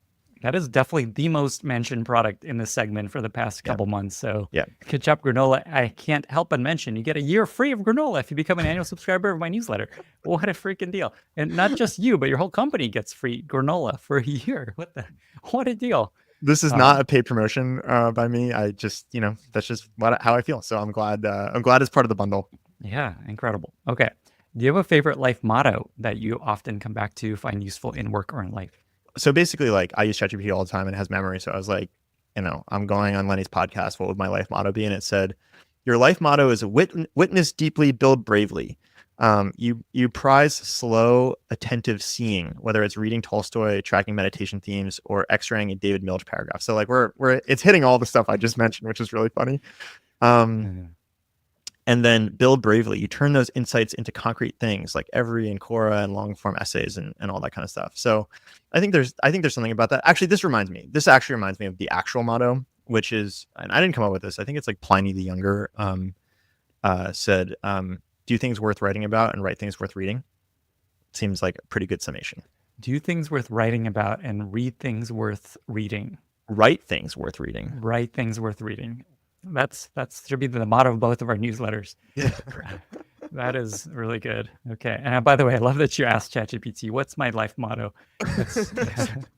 And wait, this is interesting. So it didn't give me the answer, but inspired the answer. Yeah. And I think that's actually like exactly how I use it. Wow. It's an extension of our brains already. Yeah. Last question. I was reading somewhere where you wrote that you stopped writing at one point. You were just like, I need to do other things. I need to build this company. And then you realized I need to get back to writing because things started going sideways. And I feel like this is such an interesting corollary to a lot of the stuff you talked about, of do things that make you happy, stay close to joy. Just share what happened there, because I didn't know that. This is definitely not a lightning round thing. So I will expound, but I'll try to do it as quickly as possible. Perfect. I think generally, when you're building a company, even if you do it the way that I do it, or did it, which is, you don't raise a lot of money and you try to stay in control, there's a big temptation to try to run the company in the way you think you should. And I have this weird thing where I'm like, I really love writing, but I also really love business. And there were not a lot of models for me of people who had successful businesses that were also writers. Turns out there are, but I didn't know about that for a while. And so, early on at Every, it was growing really well because I was writing a lot, Nathan was writing a lot. And when I stopped writing, the business didn't work as well because media businesses don't follow the same pattern as tech startups. Because if you're a media business and you are a founder who then hires people to make the product, which is right, if you have product market fit before, you lose it. And maybe you hire people that are good writers, but that's hard. It's total opposite pattern for startups. You build the first version of the product and then you hire people to build the rest of it. And, so that's what I did. And I also really struggled with, okay, what are the implications for that and for my career? And And I think it was hard for me to admit, like, I actually want to write, because I just didn't have any examples of someone being the kind of writer that I wanted to be. And what's really interesting is, like, 3 years into the business, like, the business has been pretty flat. I was like pretty miserable because I was like not doing the thing that I really wanted to do. And I asked ChatGPT, I was like, are there any examples of writers that have built businesses? And it was like, yeah, Joel Spolsky, who built Trello and Stack Overflow. There's Jason Fried, who I've known for a long time, and I have always looked up to, but I forgot about in this context. There is Sam Harris, who's got a great podcast, and he's got a gigantic meditation app. There is Bill Simmons, who's like incredible podcaster and also built The Ringer, sold to Spotify for a couple $100 million. Like, there's a lot of these people, and there are patterns that they use to build companies that are pretty well understood. They're just not typical Silicon Valley patterns. And so I was like, cool, like, I just want to be a writer. I think it would be really fun. And so I sort of flipped. I still have the builder, entrepreneur, founder part of my identity, but I sort of flipped it to be like, writing is at the center, and I'm like unapologetic about it. And that's actually good for the business. It's good for me and it's good for the business. And the more I've leaned into that, doing the thing that, like, if you told anyone that you were starting a business where it's like, well, we're going to be a newsletter and we're going to incubate all these apps and we're going to do consulting and whatever, they would be like, you're nuts. Like, everyone wants to do that. Of course, every founder wants to do that, but like, you have to focus, you have to, like, you can't write, like, whatever. But every time I've kind of just leaned into something that feels like the ultimate luxury of like my hidden secret desire, it's actually worked a lot better.